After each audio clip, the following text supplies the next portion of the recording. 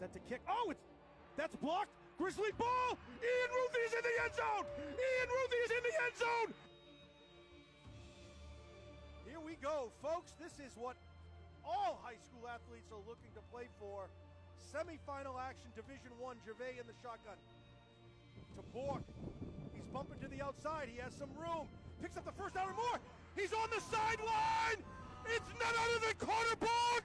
He's running in the end zone. He's in the end zone. Touchdown. It's a touchdown. Carter Bork runs for 70 yards. Oh, I'm so happy. Bumping around, looking where he wants to go, up the middle. He's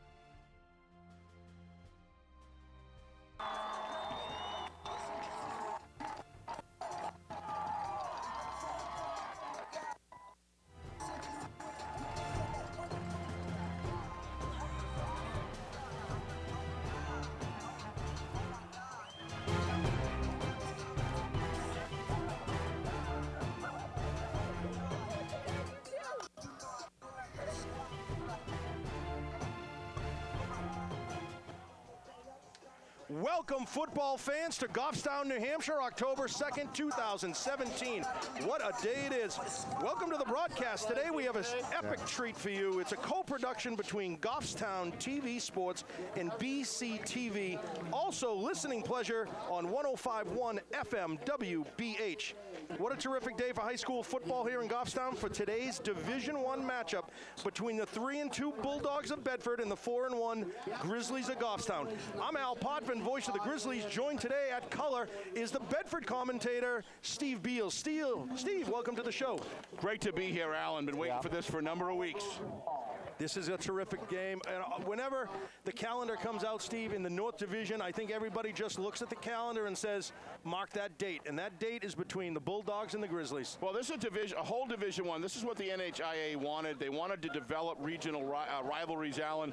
They've certainly got that with a Pinkerton and Londonderry. There's no question that the Bedford-Goffstown rivalry is at the top of the list. Yep. Central's always in there when they're playing well. 15. It's kind of starting to work out the way they want, and it's an exciting thing to see. It's interesting you brought up Central. Central, has their ups and downs, their flows. Always plays Goffstown tough. I think we're here at the coin toss. This is a live production, folks, first of its kind between two communities for NHIAA football in the state of New Hampshire between Goffstown TV Sports and BC TV. There's a lot that goes on in this broadcast. I want to recognize a few people. We have Chris from BC TV along with Adam McCune for Goffstown TV. The camera crews, we have Kevin, we have Parker, we have Broden. We have Brian on the scoreboard. Folks, it takes an awful lot. We even have, for your viewing pleasure today, Scott Gross as a sideline reporter. So he'll be doing some duties for us down on the sideline. I think you're going to enjoy. We got some instant replays. We've got some slow motion cameras. It's going to be certainly a viewing treat, Steve, for the viewership. Technology's coming to the local level, and it just enhances the broadcast, Alan, so much when you can show flags on the screen. You'll be seeing instant replay out there, audience, and as you said, Alan, it just makes the game for the viewer that much more fun to follow. We're trying to do the very, very best we can with these community television networks to be able to bring the best in the business, and I'm raring to go here. This game I've been waiting for a long time. It's exciting. We see across the field, 81, Jared Heidenreich, he's getting ready, and Steve, I think we're bouncing a little bit too. You and I are getting a little antsy to get this show on the road. Let's just make sure, Alan, we don't do it both at the same time with this thing. We'll test the limits of this baby right now. So, looks just like kidding. Coin toss has been decided. Let's describe a little bit. The weather is a little cloudy here, overcast, muggy, about 72 degrees. The field is in great shape, Steve, as we mentioned earlier. Yeah. The Grizzlies are in their home dark jerseys. They will be on the right side of your screen, headed left. The Bulldogs are in their away travel white jerseys on the left side of your screen, headed left to right. I don't know if AC/DC years back planned that they would be such an integral part of all football, but boy, I'll tell you, that band is synonymous with football, and when you start hearing that music and that Angus Young guitar going, I'll tell you, it's easy to get jacked up. There's a famous quote out there, there's two seasons. There's football season and waiting to be football season. I'm with you there, Alan. National anthem.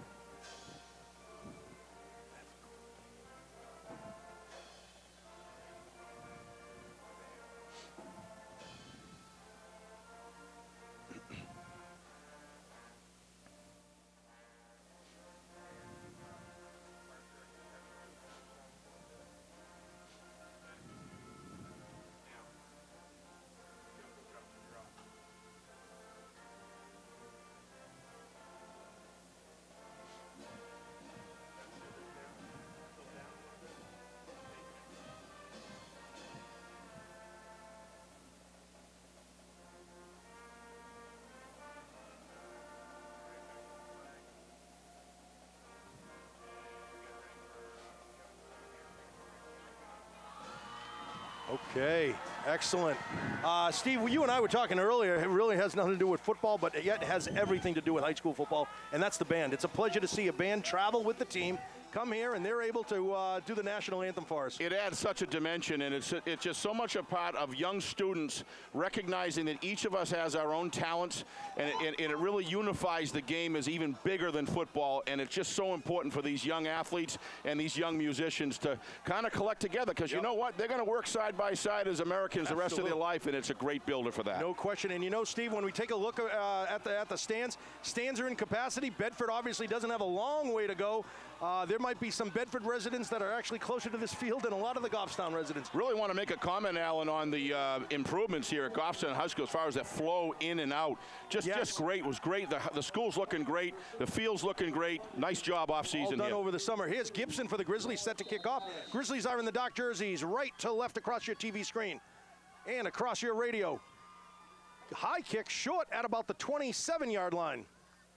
Fielded by the Bulldogs, and we call that a gaggle of Grizzlies. Tackle number 5 that's Mumpini on the reception. I really like what Justin does with these kicks because he doesn't want to allow the best player of Bedford to get the ball. I'm really surprised when we're doing so many games this year that I haven't seen more of this, but it is starting to catch on. I like the strategy, especially early. Don't allow your opposition to get momentum. Smart move. Steve, after a couple of key injuries to the Bulldogs, we have junior quarterback Thomas Morgan, number 6, doing the heavy lifting for the Bulldogs today. I really think that this was helpful in the Spalding game where he got to start the whole game. That was a good move by Derek Stank. Morgan has Mumpini in motion. Looks like that's number 22. That's Norfleet on the carry. Stuffed maybe a gain of 2 yards on the play. Yeah, definitely Goffstown's home field here. The field's in great shape, but Goffstown's used to playing on grass. They're well anchored. They use a 4-point stance, and right there they were able to clog up most of the gaps there. Morgan set in the shotgun. Mumpini to his left. Morgan keeps it himself, picks up about 5. Oh, drilled by Duval right at about the 37-yard line. It looks like it's about 2 yards short. Looked like he slipped as he turned left, but Duval had him right in his sights. Nice form tackle, square hips. It's one of the things you'll see with both of these football teams. They're well coached in blocking and tackling. Fundamentals is the name of the game. It sure is. It's never going to change. Morgan with one set back behind him. That's senior Norfleet. He's 6'2", 205.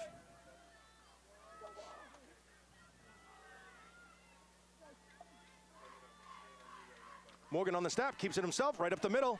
That's where the Grizzlies' strength is, and a lot of Grizzlies, after he gets the first down, he's down at about the 45-yard line. Bulldogs, 1st and 10. I like the play calling on this, the choices, because one of the things you want to do with a young quarterback just coming in with not a lot of experience is get the couple, move the sticks, play fundamental base football, and that's what they're able to do there, and open up a few holes on that 3-5 defense. Well, certainly what I think it does is build his confidence. It does. Let's get some confidence. Let's get some composure. Start with the simple stuff. Yep, the little jitters are out of his system. Morgan's there in the shotgun with Norfleet set off just back behind him on the left.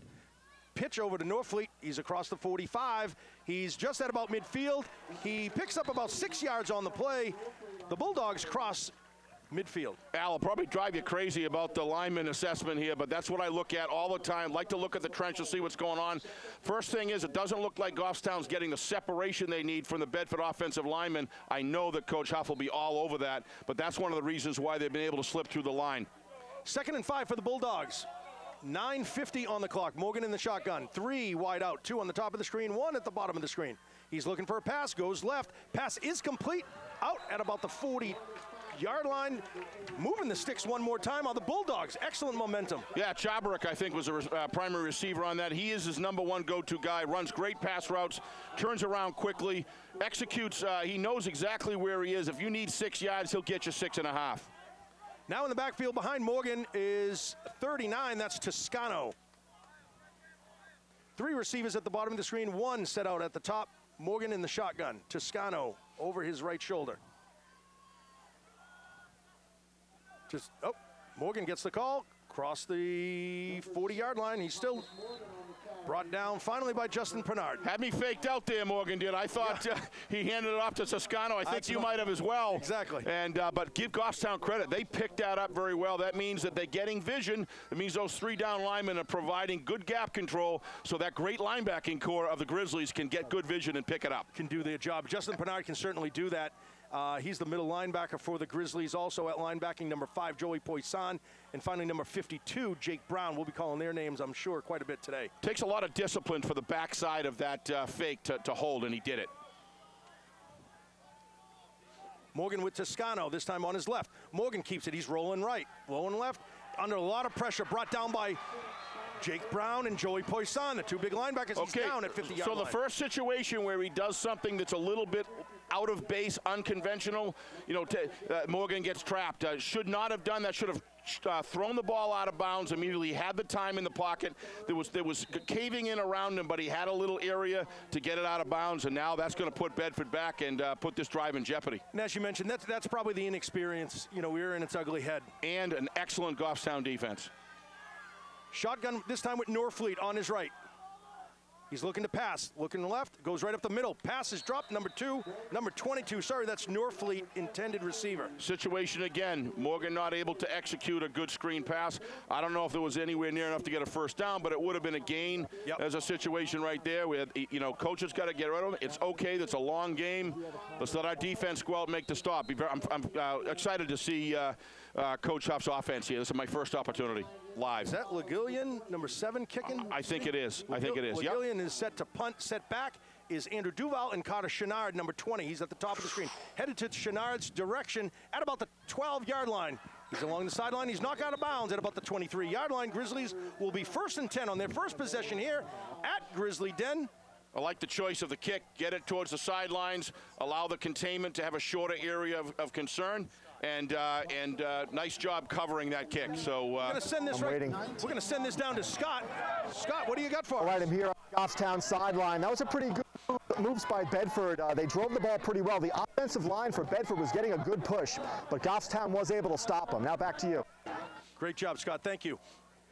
Charlie Keith is our quarterback, number 2. He's set in the his usual shotgun. Has 2 in the back. That's going to be Jack Stinnett. Oh, he's still on his feet, almost gobbled up by the Bulldogs. Has some blockers, finally dragged down and pushed down.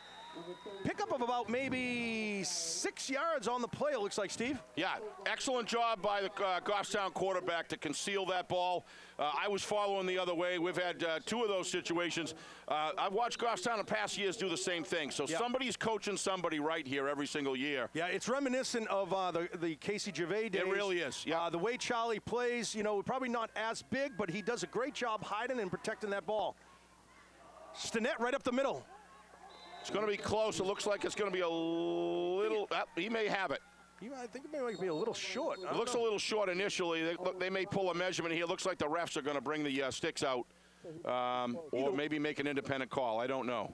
Either way, it's going to be really close. It sure is. Yeah, they're going to say first down. Grizzlies 1st and 10, moving the sticks. 7:23 on the clock. We have a scoreless game here in Goffstown. Nice little second effort there, and I think that's what got him the first down. He was wrapped up and he dove forward.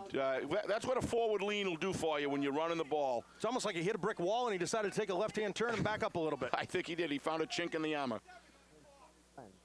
They're adding some time, I think, on the clock, Steve. Yeah, it looks like a little... refs are right on it. It's going to be 1st and 10 with 7:27 on the clock.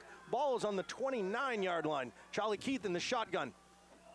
Right to Stinnett again. No, that's Duvall. He has it. He has a blocker.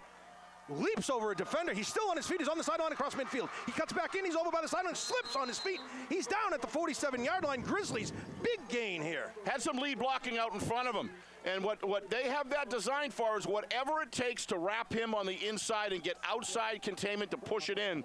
And that's exactly what happened with the quarterback. He knew ahead of time, that's by design downfield, to get him inside so he can hug the sideline. Always get your quarterback to the sideline. Charlie Keith with Duvall. This time Duvall gets the ball. No, Charlie gets it right up the middle.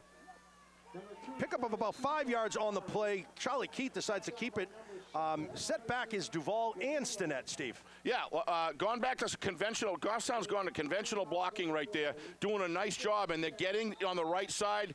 And Bedford now is doing what Goffstown did last time. They're not getting the separation to get away from these linemen. Offensive linemen controlling the line of scrimmage right now. It's going to be very interesting to watch. I think your quarterback is doing a fantastic job concealing the ball. Linebackers are a little confused. Charlie Keith with the handoff to Jack Stinnett. He's still on his feet. He's moving his feet. He's driving forward. He's got a first down. The Grizzlies are going to move the chains. There's no laundry on the field. 1st and 10. Goffstown deep this time into Bulldog territory. Yeah, linebackers from Bedford having some vision trouble right now. What's happening? Offensive linemen are getting underneath and standing them up, and it's given the Bedford linebacker corps difficulty seeing that exchange. And they're getting through the line. And I'll tell you, this big guy, I forgot his name, you know what it is. He is impressive on the right-hand tackle, right guard. High snap, bobbled it. It's on the ground. It's loose. Looks like Bulldogs ball at their own 30-yard line. It is Bulldogs 1st and 10 at their own 38. We didn't have a time to talk about keys before the game as we got started, but that's clearly one of them. I was going to say, as always. Yep. Give me 5 seconds. Let's take another peek at that one, yep. Steve. Yeah, I think what you're going to see there is he never really handled the ball. He never got full control of it as he was going through the line, falling down. I saw the ball. I think you'll see it be leaking out there. And Bedford had a number of players in the right position to get on it. Morgan in the shotgun with Norfleet on his left. 2 wide at the top of your screen, 1 at the bottom. Morgan, good snap. Norfleet gets the call, cuts right back towards the middle. Wrapped up right away by Panard after a gain of about 6 yards on the play. Bedford will be 6 in about 4. Trenches are fierce right now. There's a lot of energy being expended. So this is when you start seeing this stuff, when the depth of the team or the depth of the trenches starts to become very, very important. Looks like a pretty even stand right now. This is a war going on in there. Absolutely. Now down is Norfleet in the slot receiver position towards the bottom of the screen. Morgan all alone in the shotgun. Norfleet in motion. Norfleet gets it, runs to the top of the screen, down at about the 35-yard line. Really no gain on that play. The situation there, Norfleet's got to cut upfield on that. If he's looking to get a gain, there was a clear seal on the outside. As soon as he reads that, he's got to cut north-south, upfield, grab whatever is there. Sometimes when you go at it full speed, you'll break the defensive backfield, and then you can go a long ways. He made the wrong choice there on the run. Toscano and Legullion are the setbacks to Morgan on both sides, surrounding Morgan in the shotgun. 3rd down, 2 yards to go. Ball's on the 36, just under 5 minutes here in Goffstown. High snap, Legullion trip. Wow, there's Adam Moses. Adam Moses is a big human being, Steve. Adam Moses, a big human being, made a great play, take nothing, but that was about the exchange. The exchange was all fouled up. Yep. There was a cadence issue going on there, and that's where Bedford's going to have a challenge. They're going to have to meet that. Steve, we're going to send it down to Scott one more time. That was a good defensive stand by Goffstown. Drive. Now they can get a punt return. Let's turn it back up to you guys. All right, thanks, Scott. Set back to receive again is Duval and Chenard. High snap, under pressure, high kick, beautiful kick. Looks like it's going to land at about the 38-yard line. Clean catch by Chenard. Grizzlies will be 1st and 10 from their own 38. Sorry about laughing, Alan, but I got to tell you, I do not get this new thing that's going on where defensive players are allowed to literally be 1 inch. Right? I see it in the NFL, I see it in college, I see it in high school. Like, don't they have to have room to catch and the ball? nobody's calling it anymore, and it's something that when they go in the offseason, they're going to have to correct. Because what it's doing is it's giving an unfair advantage to the defense, almost like an onside kick, and that's not what a punt is supposed to be, and I worry about safety as well. Great point, They've got to Steve. start cracking down on this. That guy, Bedford, was literally almost touching. In his grill. In his grill, absolutely. Good way of putting it. Set back with Charlie Keith is Jacksonette all alone. Charlie rolls to his left. He's looking to pass. He's looking for Chenard. He's open. Pass is caught by Chenard. 1st down and more. Still on his feet. Brought down at about the 32-yard line. Grizzlies with a nice big pass play. What I like about that pass was it was passing to the spot, Allen.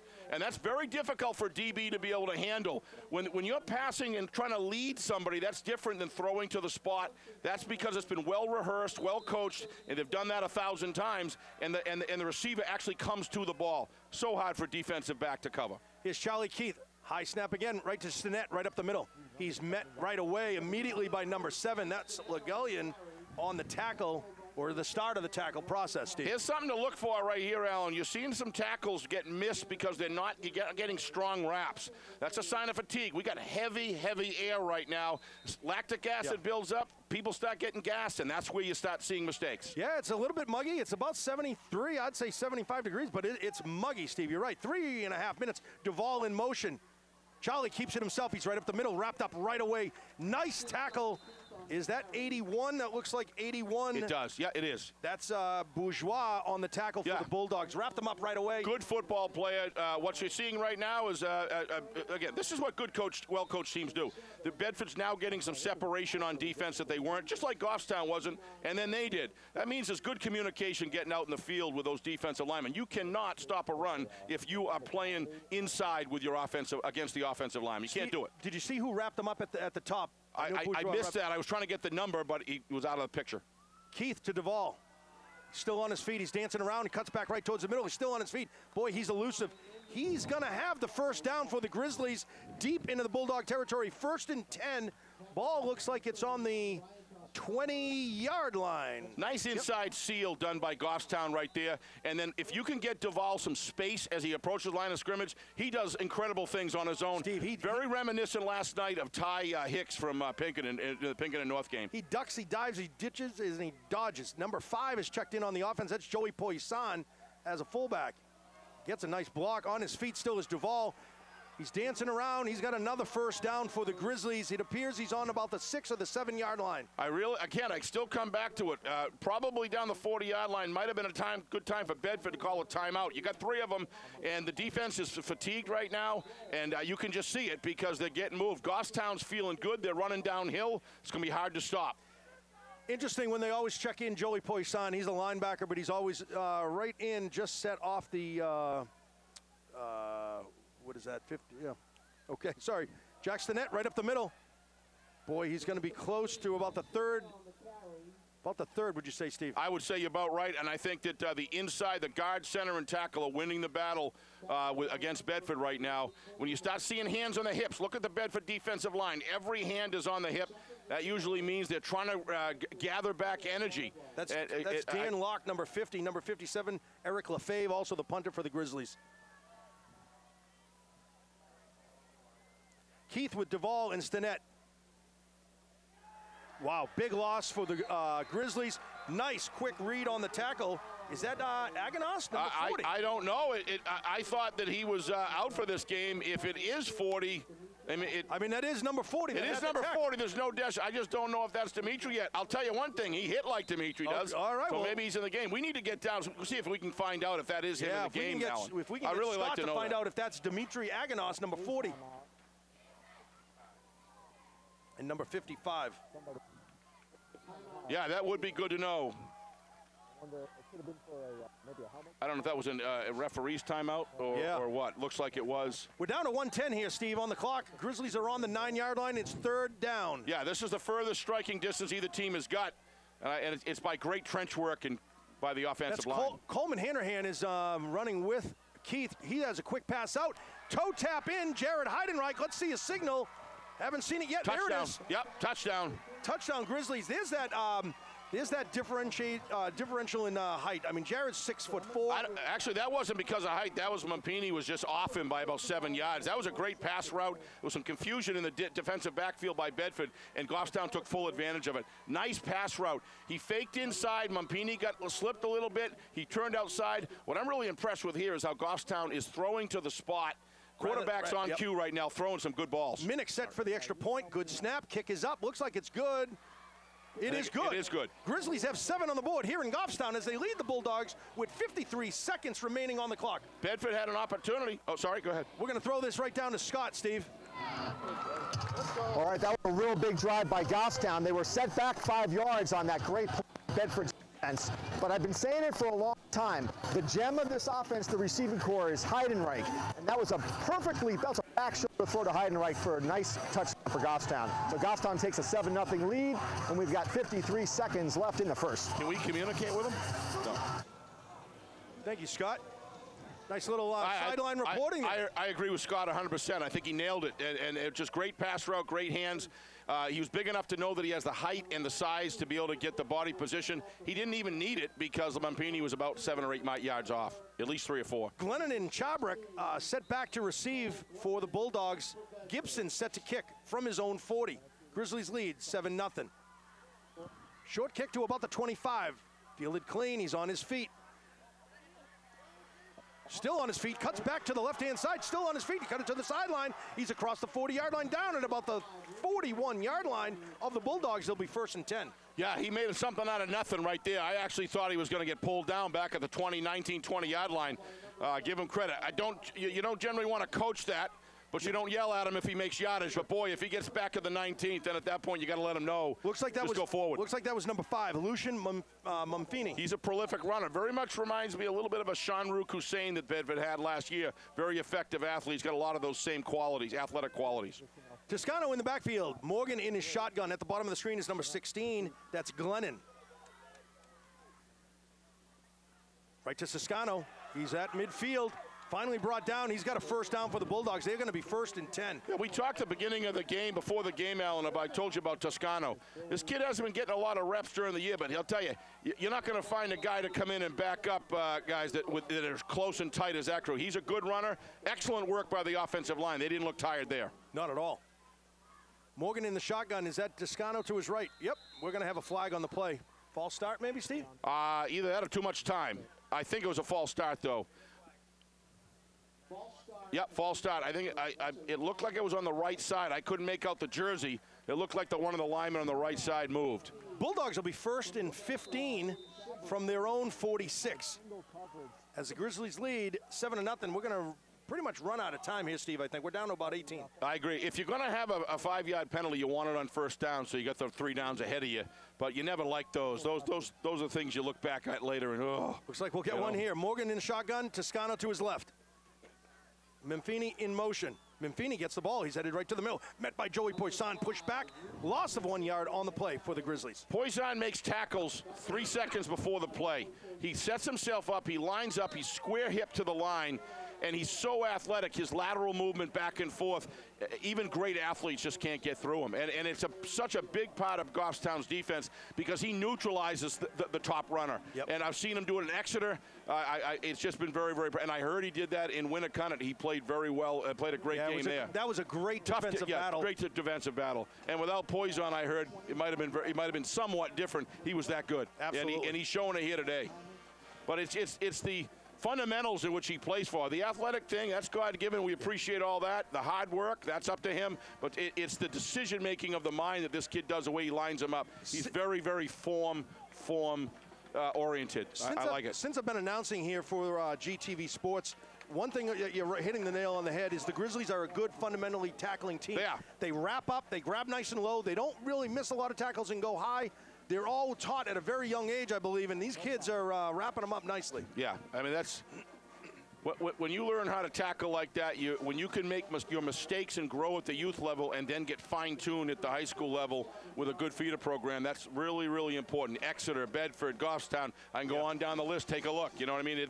Those programs benefit from that. Fresh 12 minutes on the clock here in Goffstown. Grizzlies lead 7-0. That's Morgan in the shotgun. He's set back to pass, takes 2 steps. Quick little pass deflected by Jake Brown, number 52. It's intended for, is that 17? I think it was 17, yes. 17, that's Jack Jones, yeah. One of the things that Morgan's having trouble with is throwing the ball with vision. He doesn't have any. As soon as if those offensive linemen do not clear out that pocket, he's struggling a little bit. Yep. Connor Robert, the quarterbacks, the premier quarterbacks in the league, they don't have that trouble because they've got that height. It's a difference of 4 inches. 5'10" and 6'2" makes all the difference in the world. You said that. You got it right there, Alan. I agree. Morgan set back all alone. 3 wideouts at the bottom of the screen. He's looking to pass. 2 steps, looking to pass. Puts up a fake. He's under a lot of pressure by Evan Cuddy.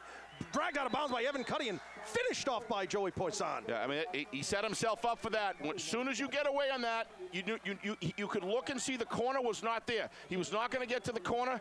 You got to throw the ball out of bounds immediately. You can't sit there and think you're going to beat out these Goffstown linemen. They're big, but they're fast. They're very fast. They're agile. And Morgan is not a speedster. He doesn't have Connor Roberts' speed. Yep. Set back to punt is number 1. That's Connor Crowley. He's a senior. He's 5'11", 152. Doing duties of punting duty, it looks like, as well as wide receiver.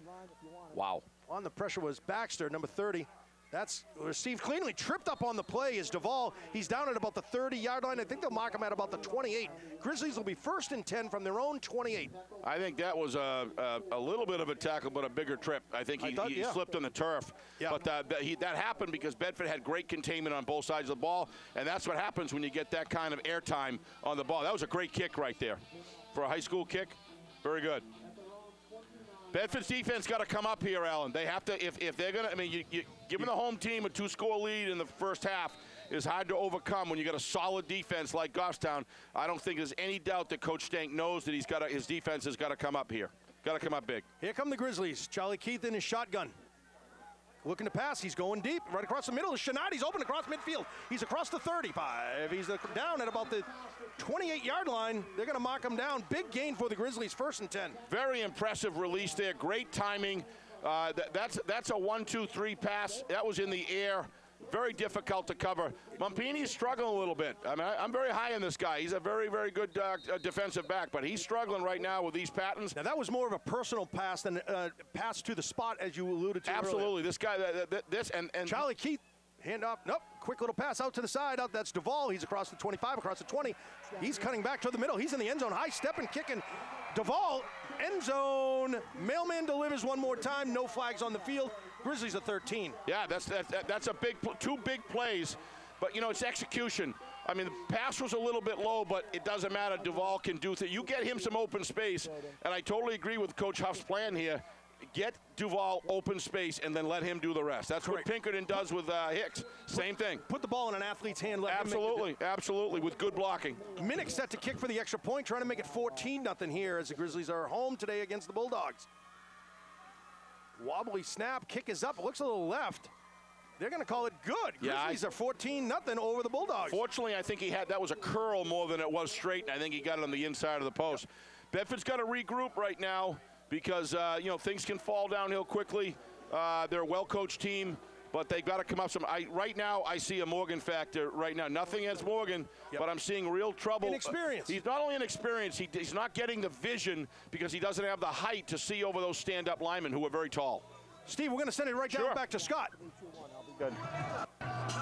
All right, that was a great touchdown by Duval. As you can see, the ball was thrown a little bit at his feet, but he scooped it. He just broke free for that touchdown. So Goffstown's up 14-0 on Bedford, and so far so good. Goffstown, if it wasn't for that fumble, they might even be 21 at this point. Back to you guys. Grizzlies coming out to the field, set to kick, set back for the Bulldogs is 16. That's Glennon. We have Chabrick, we have Mumpini, and we have Norfleet. Boy, those, I mean, that's any team would like to have 1 or 2 of these guys on the team, let alone 4. Absolutely. This is a big play right here, Alan, as far as that, you want to establish field position from Bedford's standpoint. Gibson set to kick from the Grizzly 40. Excellent kick right into the gap, right into the bounces in front of Mumpini. Has the ball, still on his feet, try to cut through the middle. Looks like Jack Stinnett is now doing special teams, brought down Mumpini at about the 29-yard line. Bulldogs will be 1st and 10. Yeah, in that situation, best opportunity to get the most yardage is pick a lane and go for it full speed. A little bit of dancing back and forth there. That was probably because of a good cover, but you got to pick a lane and you got to go with it. Like you said earlier, north and south, just head in that direction. Absolutely. Goffstown did a nice job covering their lanes. They didn't give them up. On both sides of the field, I'm seeing some slipping going on with the field here, Alan. I don't know if there was rain here last night or what. It's very slippery, just walking across earlier today. Here's Morgan in the shotgun, Norfleet to his right. Morgan keeps it himself. He's met by a gaggle of Grizzlies. There's Jake Brown, there's Pennard, and not surprising, that's Evan Cuddy at the bottom of the pile.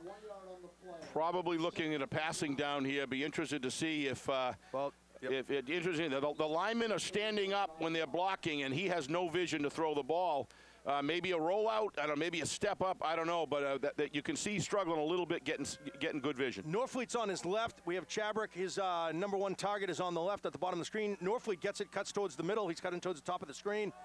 He's going to be dragged down after he picks up the first down, dragged down by Pennard. Yeah, this guy's been doing it all year, this Norfleet kid. He's terrific. What I like about that is you see he got behind his blocker, got his hand on his back, and just leading follows him. Yep, and follows him through, and he got extra yardage. That's a big play for Bedford right there. It's a nice run. Right side of the offensive line did some good work there. They're adding 4 more seconds on the clock. 10:27 will be on the clock. Grizzlies lead 14-0. Here in the second quarter in Goffstown, 10:27 will be on the clock. Bulldogs 1st and 10. Awareness on the field by the referee staffs this year. I've always appreciated our referees. What they do is a real service. They don't earn a bunch of money. I mean, it's just, token. But these people are great volunteers, essentially, and they're doing a great job this year. Every team I see, right on it. Good conferences. Morgan and Norfleet. Morgan looking to pass, takes 2 steps back. He's going to be under some pressure. Oh, he's on his feet across the 40, 45. He's out of bounds at about the 47. Okay, that's what we're looking for, Alan, right there. That's smart play. That's smart play. That's what he wasn't doing before. Obviously, the offensive staff has talked to Morgan. If it's not there, get outside and get to that sidelines and grab whatever you can. Stop the clock. That's going to help Bedford. Nice work. Clearly, the Bulldogs had some good blocking on the pass rush, and it equated into about 4 or 5 yards. They also weren't standing straight up, blocking his vision. He could see that time. He made a nice decision. Nice work. Morgan with Toscano. Toscano gets the ball, cuts back right to the middle, and really not much of anything on that play, maybe 1 yard. Handoffs are off time. Morgan has to fake that, hold it, and he's got to shoot right. He can't let backside to get behind the runner with the ball. He's got to improve those fakes. Connor Roberts is phenomenal at it. And that's just reps and practice. That's all it is. Repetition. That's all it is. Nothing. No criticism towards the kid. I mean, this is a big game for a fella that's been in his situation to go in. I'm just saying that the areas where I see, and hopefully this will grow him as a player. Morgan cutting to the left. Quick little toss to number 7. Across midfield, I think he's got the first down for the Bulldogs. I know exactly why that play was called, Alan. What happened is Goffstown defense started to over-pursue a little bit. Upstairs must have seen it, and that's why you run a counter. You run a counter when the backers start thinking that he's going to definitely go there. Backside starts taking a step in the wrong direction. That's exactly what they did. That was a good call. Bulldogs 1st and 10 across midfield. They're right in front of us here at the 46 of the Grizzlies. Morgan with Toscano just at midfield. Good snap, looking to pass. He's looking left. Has Chabrick wrapped up by Heidenreich, finished off by Pennard. He's down. Pickup of about 2 yards on the play. Little things in football games make a big deal. And there's one right there where Goffstown, this is part of the reason why they're so successful this year.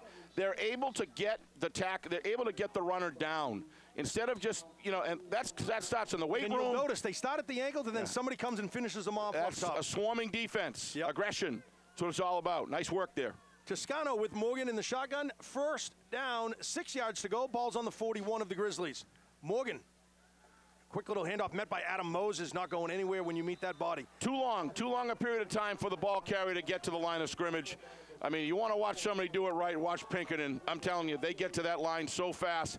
If Bedford's going to do it, going to run that play, it's got to be a little cleaner handoff right there. And I also would emphasize Morgan's got to play the fake. He's got to sell it to the linebackers because that's how you make big plays out of that. He's not selling it yet. Checking in for Toscano is Norfleet, number 22. He's the lone back with Morgan. Morgan looking to pass. Nope. Nice. Little handoff. That was good timing there. We're still on his feet. Missing tackles here, unusual for the Grizzlies. Finally brought down by number 20, Carter Chenard. He's growing. He's piecing together some good plays. Timing there. He did a great job right there. This kid's got it. It's just experience, Alan, like you've been saying all game. So if he continues to grow, and this is so important that Bedford's got to get on the board. Whether they get a field goal or touchdown, they got to get on the board. Got to put points up on the points.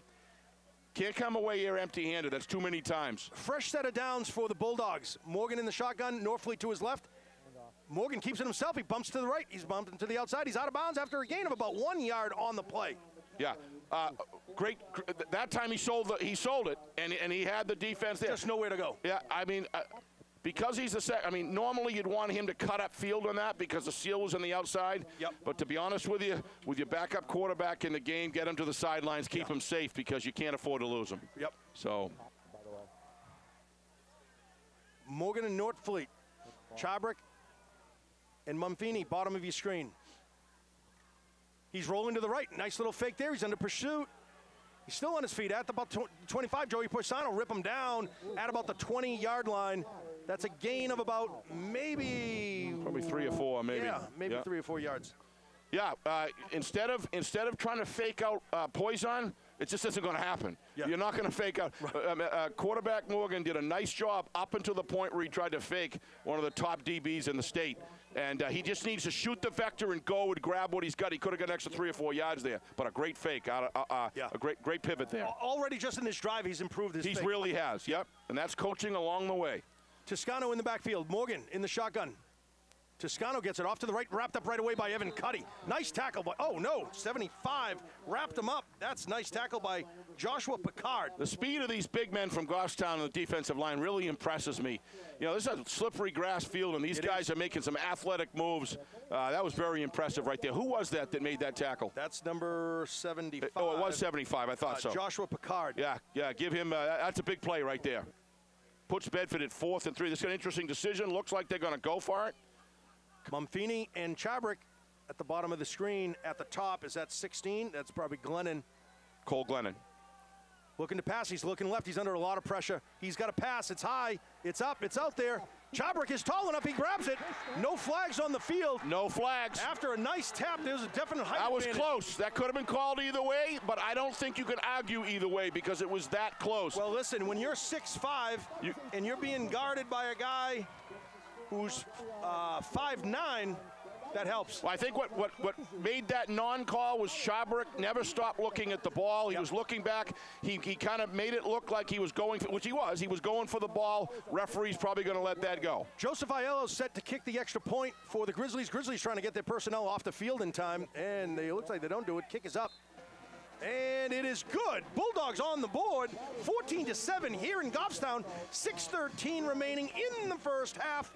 What a day for high school football. So Steve. guess what? What happens now is the guys who were tired in the trenches for Bedford aren't so tired as they run off the field. Got a little bounce in Got a little exactly. Got a little bounce, and now Morgan's showing growth. Now is he going to continue to do that? They obviously with this Goffstown football team, Bedford has to have that. Now we got a game back again. Now it's going to be about what the defense does. You know, interesting, if we can get a shot with the camera. Yeah, we're going to throw this right down to Scott, down at the sideline. Let's see what Scott has to say. He's down at the 20. I'll tell you, that was an unbelievable push-off that was not called by the officials here. That was clearly push-off by the offense. They call it. That results in a Bedford touchdown. A lot of this on the Goffstown sideline. I saw Coach Tough pretty upset. Well, we talked about that. You know, definitely height advantage. I had a post in the way. If the receiver is looking back at the ball, okay, the referees focus on that. If he's not looking at it and he tries to push the defensive back away, at that point he's going to get the call, and that's why that was made. Set the kick is Aiello from his own 40. Set back is Grizzlies. That's a strong kick. Chenard cleans that, picks that one. Charlie Keith has it. No, who has it? I don't know. That's Chenard. He's got a blocker in front of him. He's across the 40. He's across the 45. He's at midfield, knocked out at just about midfield. That's the razzle-dazzle punt return. Yeah, but it's a huge breakdown by the outside contained guy from Bedford. He was allowed to get pushed inside. That play by Goffstown is 100% by design, and he did not fight for outside position to turn that run upfield, and that's why he had all that space. You should never, ever have that much space on the outside. Yeah, he had a lot of space on that top of the screen. That's the trademark kick return for the Grizzlies as the Grizzlies are getting set here to come to the ball. 6 minutes remaining on the clock. 1st and 10. Charlie Keith leads the Grizzlies. Yeah, it was Coach Stank. I see him over the sidelines talking to the guy that got poked inside. That's good coaching. That's what both of these, what Huft and Stank do. They do a great job. Stinnett right up the middle. Boy, met right away. He's still on his feet. Oh, almost a second, third effort. Finally brought down by number 42 for the Bulldogs. Number 42, that's Owen Brown. He's a senior, 6 foot 175 linebacker. Boy, that was his third effort, Steve. Like I said before, Alan, I mean, I just love to watch the trench battles going on here. The physicality going on in the trenches is as good as I've seen by any teams all year. Reminds me a little bit of Pinkerton and Londonderry 3 weeks ago, but even more so. It's fierce. Set back with Charlie Keith is Stinnett to his right. Duvall to his left. Stinnett gets the ball right up the middle. Wow, crushed right away. That's a big body. Is that 72? 77. Peter Valvey, I believe. I saw 6'3", 270. It was 70. I saw Christian Francis. Yeah, he was in there too, but 77's the one that wrapped him up. Wow. That was, wow. That's good defense, and those are big bodies. Yeah, it looked like a grizzly bear. Yeah. Wrapping him up. No pun intended there. 5 minutes here on the clock. Grizzlies lead 14-7. This production is brought to you by Goffstown TV Sports and BCTV. And for those listening on 105.1, we hope you're enjoying. Charlie Keith set back 2 steps. He's rolling to the left. He's under pressure. He's at the 45. He's across midfield. He's now across the 45. He's out of bounds at about the 40-yard line, maybe the 42. Grizzlies will be close to having a first down. Boy, they must have got him back quite a ways. Wow, wow. I didn't think. Did you see that? I can't see it from here. Yeah, no, that's all the way across the field. I guess they're giving it to him just across midfield at the 49. Yeah, I thought it was closer to the 40, didn't you? Yeah, I thought he was at the 42. But, I mean, they're right there. They must have seen it, yeah. But it looked like that way from here. Big play of the ball game right here, Alan, don't you think? Yeah, this is 4th down, 6 yards to go. 4th down territory. We're getting a punt here with Lefebvre set to kick. Set back, lone receiver set back is Mumpini. Good kick by Lefebvre. Extra catch, fair catch. Now that's how you're supposed to cover 3 yards. Yeah. A yard or two away. Bulldogs will be 1st and 10. What is that? From their own 23-yard line. So let me recap the last. You're down 14-zip. You can either step up and man up, or you can let go, and that's what they did on the offense. And they just did it on defense. We got a game in our hands, and this is what we want going into the second half. Neither of these teams are going anywhere. No, I totally agree. We got another half plus 4 minutes and 35 seconds. And what I'm also seeing, Alan, is adjustments being made by both coaches that are And as you said earlier, in a better position. As you said earlier, that's not surprising. No. I mean, these are 2 well-coached teams. Two great leaders. Morgan with Toscano in the backfield. Morgan in the shotgun. High snap. Toscano gets it. He's off to the right, cutting back to the middle. He's wrapped up. Yeah. I see 5. That's Poisson. Way too much time taking lateral east-west movement. You've got to read that outside seal and then turn and cut immediately. Don't run 3 more steps, then run upfield. It's too much time. You give this great defense of the Grizzlies an opportunity to cover. Got to get through the line of scrimmage quicker, Alan. Sorry, I didn't mean to interrupt you. No, that's okay. 2nd down, 9 yards to go for the Bulldogs. 3 receivers at the bottom of the screen, 1 at the top. Toscano set back in the I formation. Morgan looking to pass. He's under pressure. He's still on his feet, running towards the sideline, under a lot of pressure now. Pushed out of bounds by Jake Brown, number 52. Yeah, better, but he can do better than that. Yep. He's got to make that decision. If it's not open, you're a backup quarterback. You've had about 1/10 the amount of reps with those receivers as Connor Robert did. You got to make a decision. If it's not there, do something tuck else. it and run. Don't sit there and try to run laterally, because this is a fast defense. They'll get you. Quick. It's quick. Snap of a finger quick. Tommy's getting it. He's coming. Norfleet and Chabrick at the bottom of the screen. Morgan trying to get the Grizzlies off balance, and they do. They get the flag. Yep. I was going to say this 2 plays ago. I mean, with the first play, they're starting to time the cadence a little bit, which means Bedford's getting a little bit lazy on mixing it up. That time that somebody must have called them downstairs, get cadence, they bit. Absolutely. Yep. 1st and 10 now for the Bulldogs. This time they're at the 36-yard line, their own 36. They are moving right to left across your TV screen in the away white jerseys. Your Grizzlies are in the dark jerseys on the left side of your TV screen or radio. And stops the clock. That's a big factor as well. It's like a free timeout and 5 yards. We only got a 1-score difference here. They're 14-7. Morgan all alone in the backfield. Looking for a pass. Quick little pass out to the target. Slipped out of Chabrick's hands. Just maybe another 3 inches, he would have had it. Yeah, bad mechanics right there. Tommy kind of went off of his back foot a little bit. He wants to follow through on that pass, throw it to the spot. He was kind of anchored back a little bit. One thing I do notice is the offensive line has been adjusted. They're starting to get down a little bit lower right now and getting underneath. That means that they're not quite as tired as they were earlier in the game. Offensive line doing a better job for Bedford. Here's Morgan again, all alone. 3 receivers to your top of your screen, 2 to the bottom. Norfleet in motion. Norfleet gets the ball right up the middle, cuts to the middle. Wow, Adam Moses is there. He's going to be about 4 yards, 3 yards shy of a first down. The quickness on the ground of a guy the size of Moses' hands, Moses' size, is just amazing to me. How he can move around the field. I mean, 3rd down, 5 yards to go with 3:28 on the clock. The clock is running. Does a great job getting separation from the offensive lineman, too. He's impressive. Saw him against Exeter on film, but seeing him live, pretty good. Toscano set back. Third. It's not 3rd and 41, Steve. Oh, boy. Confusion on the transition. The ball's loose. Literally just slipped out of Morgan's hands. Recovers the ball. That's going to bring up 4th and long. Fourth and about 5. 4th and 6. Yeah, little decision issues right there. You got to make the decision. He slipped right out of his hand. Well, it looked to me like he saw a defender coming in. You got to cut up inside that and take what you get. One of the hardest things for a quarterback to learn, and happens through trial. Well, we'll go over that next play. But set to kick is Crowley. Set back is Duvall and Chenard. He had a nice kick the last time, Crowley.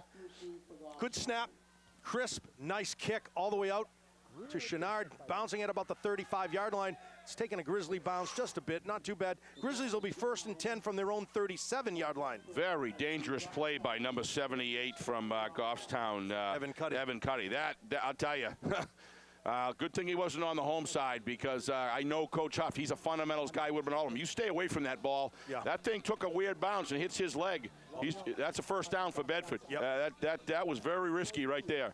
We're talking about, earlier about Morgan. He's got to make that decision earlier. I see the coaching staff go over and talk to him, but he's showing signs of improvement.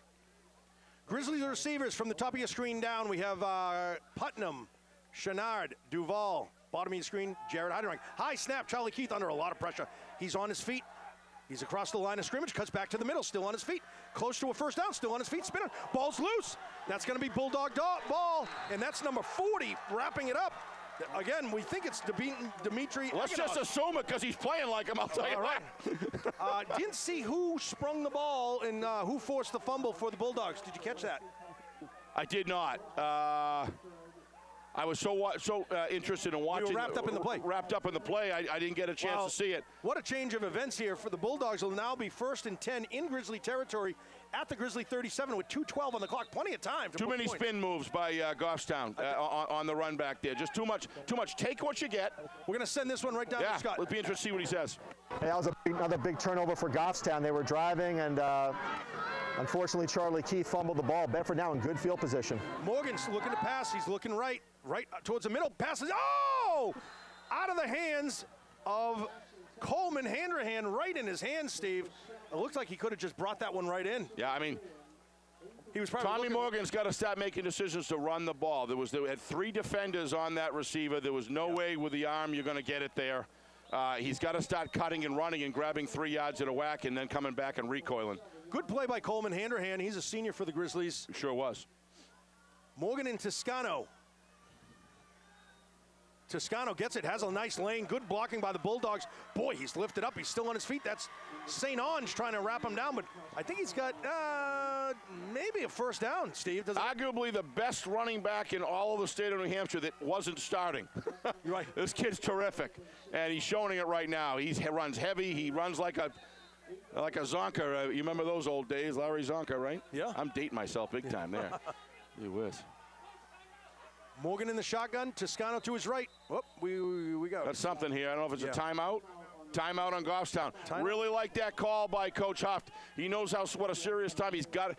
He didn't like what he saw on the defense. He got some things he wants to talk about. That's what a good coach does. Stop the football game. Bring them in. Let them know who's a leader here. Give them their direction so these kids are going to go out and execute. Very, very smart call. I like the momentum change. Bedford's kind of moving down the field, getting yardage. Defensive line's getting beat by the offensive line. Get them back in line. Good call. Steve, we're going to send it back down to Scott. Sorry about that.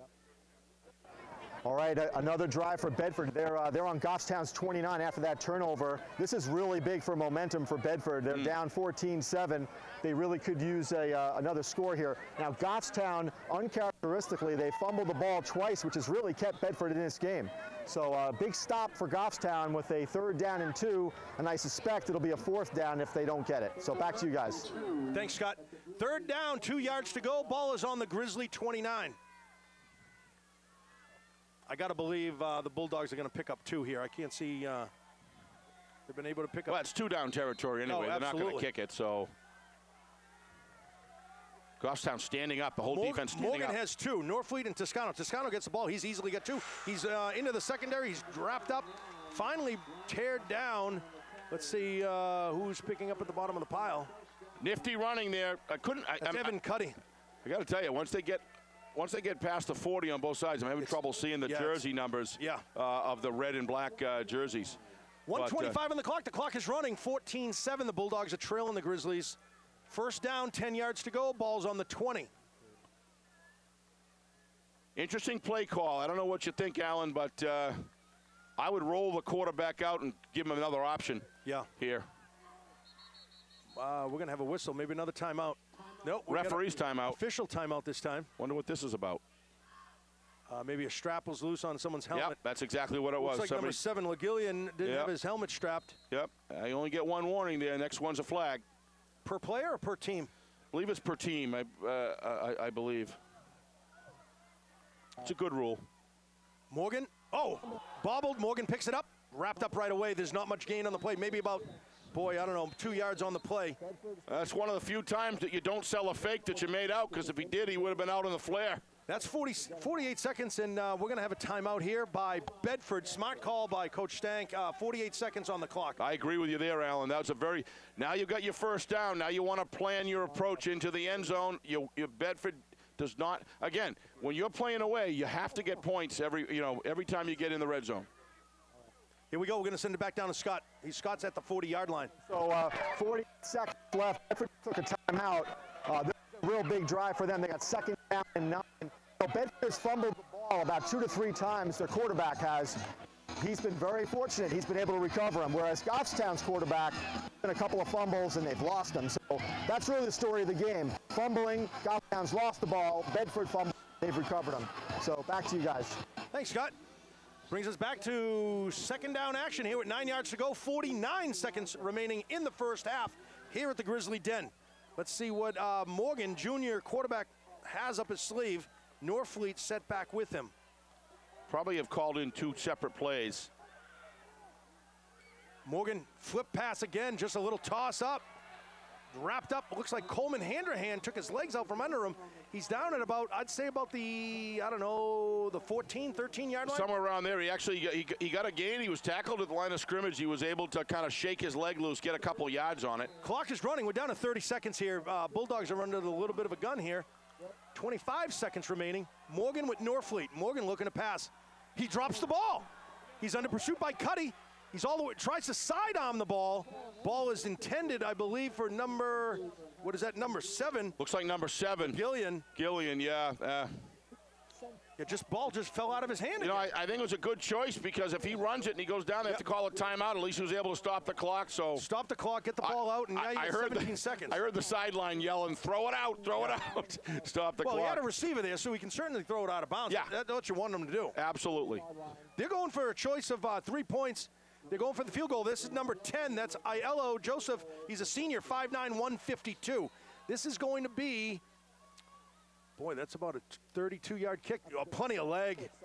A little wide right, nice I think. Kick. Oh, it's to the right. Way right. Yeah, definitely went right. Plenty of leg, though, there. Wow. Steve. That was a line shot. That was a line shot. Yeah, Aiello's usually pretty accurate from that range. He's a great kicker. I mean, that's plenty of leg on that. 14-7 the score remains. 13 seconds remaining in the first half with the Grizzlies lead here in Goffstown. Big Division I matchup. Tough for Bedford's perspective to come back empty-handed on that. To get the 3 points at 14-10 changes the game. Now you're within a situation where an 8-point touchdown with a 6 and 2, as you move the score further out, always comes in play. That's why that field goal is so important. So now the Grizzlies take over at the 20-yard line. Yeah, I'm sure they're going to fall on it here. Probably better than a kickoff and having them do the razzle-dazzle play. Jolly Keith set back is Duvall. Let's see what he does. Yep, he's going to take a knee. That's going to drain the clock. We're going to end the first half here. 14-7, Grizzlies lead here in Goffstown over the Bulldogs. Again, this is a co-production by Goffstown TV Sports, BCTV. Also, your listening pleasure on 105.1 WBH. Hope you're enjoying the broadcast. Come right back after the half. Welcome, football fans, for second half action here in Goffstown as we're getting set for second half action between the Goffstown Grizzlies and the Bedford Bulldogs. With a score of 14-7, Grizzlies lead is only 7. Both teams are excellent at the adjustment, Steve, at the halves. They are. I mean, they actually start to adjust in the quarter. If you look at, there's a lot of information that goes down from the upper box of both of these teams. And that's because the head coaches tell them ahead of time what they're looking for, can communicate with the booth. That's why high school football today is so cool, because it emulates some of the upper levels as far as communication is concerned. So there's no question about that. I saw a lot of adjustments made on the Bedford offensive line because it was very clear. I could see it, that Tommy Morgan was getting screened. This is really about how, if Tommy can continue to grow in the second half. Don't know if that's going to be able to happen, but this, it's about what we expected as far as the score, Alan, I think. Yep. Grizzlies set to receive. Chenard, Putnam, Duval, and Charlie Keith. Set to kick. Number 10, that looks like Aiello. Correct, Steve? Yeah, it is. He's good kicker. From his own 40, Bulldogs set to kick. Bulldogs are in white. Short kick. Right to about the 35. That's caught by Coleman Hanrahan. He's down at about the 33-yard line. Grizzlies will be 1st and 10. Coaches love players like Coleman Hanrahan because he does what he's told. Doesn't try to take the ball into his own hand. You've got great field position like that. You're moving the football like Goffstown is. Absolutely. Take that possession. Absolutely. That's why he's out there. Looks like the ball's at the 34-yard line. Sorry, Grizzlies are 1st and 10 as they come out to the line of scrimmage, led by their quarterback, Charlie Keith, Duval, and Stinnett in the backfield with Charlie. Stinnett, nope, Charlie has the ball. He cuts back into the middle. Boy, that's where a lot of white shirts are. There's so many, Steve. I don't know which one you give credit to. I really don't know. I'd probably give it a 7, and is it 91 or 81? Yeah, it looks like 7 was in there first. That's a Gillian. 81, Christian Bourgeois was in there as well. That was just a good job. Quarterback did what he had to do. There was nothing outside. It fully contained. Just a good defensive play by Bedford. Brings up 2nd and 9 for the Grizzlies. Stinnett and Duval in the backfield. Heidenreich at the bottom of the screen. Top of your screen is probably Putnam. Charlie has the ball. Pass. Passes out of the hands of Duval right at midfield. Couldn't hold on, right through his gloves. Looks like Duval jumped a little early on the ball. He actually was starting to come down. Nice timing route, good pass. Yeah. It is a little steamy out there. Certainly open. Yeah, it's open, but the ball's a little steamy, I think, and it's difficult to catch on when you're out on a stretch. But that would have been a nice seam for Goffstown to be able to get down the field. Now they're 3rd and 9. We'll see what they do. 3rd and long, 11:21 on the clock. Grizzlies lead by 7. Got to be a passing play. Charlie looking to pass. No, this time to Joey Poisson, the linebacker, up to about the 42-yard line. He's going to be 2 yards shy of the first down. Key there, if I can get the number of the contain, that 22, Norfleet did a great job. He didn't bite down that time. He stayed out and contained, and that's why that wasn't a first down. So Bedford's defense comes up unless they're going to go for it. Grizzlies set to punt. Lefebvre is on the field, number 57 for the Grizzlies. If of any of the special teams I've seen a fake punt opportunity, this would be it right now. Yep. But probably with a lead of 14-7 at home, that's not going to happen. But Mumpini set back at his own 25-yard line. Lefebvre under a lot of pressure gets off a nice kick, bouncing. Mumpini has it clean, looking to go somewhere towards the sideline, tripped up right away by Stinnett. He's out of bounds right in front of us here at the 39-yard line. Yeah, you see Coach Stank over there talking to Mumpini. He's got to stop doing that. He's developing a bad habit of just straddling and straddling and straddling. High school football, you get a kick returner. You choose a vector and you go for it full speed. And what he's doing, he's rope-a-doping a little bit down there, and you're not going to gain on Goffstown special teams by doing that. Not going to happen. This ain't the team or the time to be rope-a-doping. Absolutely not. And Coach Stank was right on it. Morgan and Northfleet in the backfield. 16, top of your TV screen is Glennon. At the bottom is Chabrick, and 5, Mumpini. Morgan, pitch. Out to Northfleet, wrapped up right away. I think there's going to be a loss. There's just a one-man gang out there. Number 3 from Goffstown. Coleman Hanrahan. 2 excellent plays here. One on special teams, one on outside containment. He took on a lineman that was twice his size, and he held his gap and maintained outside pressure, and that's why Northfleet fell over him. Nice job. 10 minutes remaining in the third quarter. Morgan in the shotgun. Stepping back, looking to pass under a lot of pressure. Does a little alley-oop pass. Pass is incomplete. I don't even know who it was intended for. Yeah, so one thing's got to happen here. Some of the Bedford team is I noticed, is frustrated with not the execution of what they're normally used to. You got a backup quarterback. When you get a pressure on that, you want to go back to him, tap his helmet, say, come on, we're with you. You don't hang your head and walk off the field. The quarterback's going to sense that. That's not going to help. After that incomplete pass, Bulldogs find themselves 3rd and long, 3rd and 12 to be exact from their own 36. Morgan all alone. Set back, looking to his right. He's dancing around. He's under some pressure by Cuddy. Now by Poisson, wrapped up by Poisson. He's dropped out of bounds. That's what you like to see out of Tommy Morgan, some attitude. And we saw it right there. He still waited till second or two too long to go for it, but he's starting to get it. And this is what experience does. And that was a good play. I thought they would have marked the ball a little bit further, closer to the 45. It looks like the 43. I agree, Alan. But you know what? We're getting illusions over here because it looks like he's in bounds. I just think he went out of bounds a lot earlier than we think. So this set to kick. This is Connor Crowley. He's a senior for the Bulldogs. Set back is Duval and Schrenard. Tommy's got to make that decision earlier. Low snap under a lot of pressure. It's blocked. Blocked by the Grizzlies. They're tapping the ball. They're falling on it. Grizzlies will have the ball at the 40-yard line of the Bulldogs. 1st and 10. Excellent field position for the Bulldogs. Tommy Norfleet let that special. I couldn't tell who that was. Did you see who it was, Alan, that came in off the edge? No, we're going to go down the field? Okay. Yeah, we're going to go down right down to Scott. Maybe Scott knows. Scott was taking place right in front of him. Scott, down to you. All right, that was a great block punt by Goffstown. I think it was either Baxter or Brown, but really big momentum shift for Goffstown. They really needed something. That was their first turnover. Bedford. Let's see what Goffstown can do here. They're on the 40-yard line of Bedford. Need a big score here. Thanks, Scott. Charlie Keat with Jack Stinnett in the backfield. Bottom of your screen is Jared Heidenreich. Stinnett gets the ball right up the middle, moving his feet, moving forward. North and south, as Steve mentioned. Tackled finally by number 7, that's Lagulian. He got to the hole quick. There was just nothing there, but he was able to scrape out 2. Boy, I don't know, when you heard in the background, a lot of energy on the sidelines over there. Love to hear that.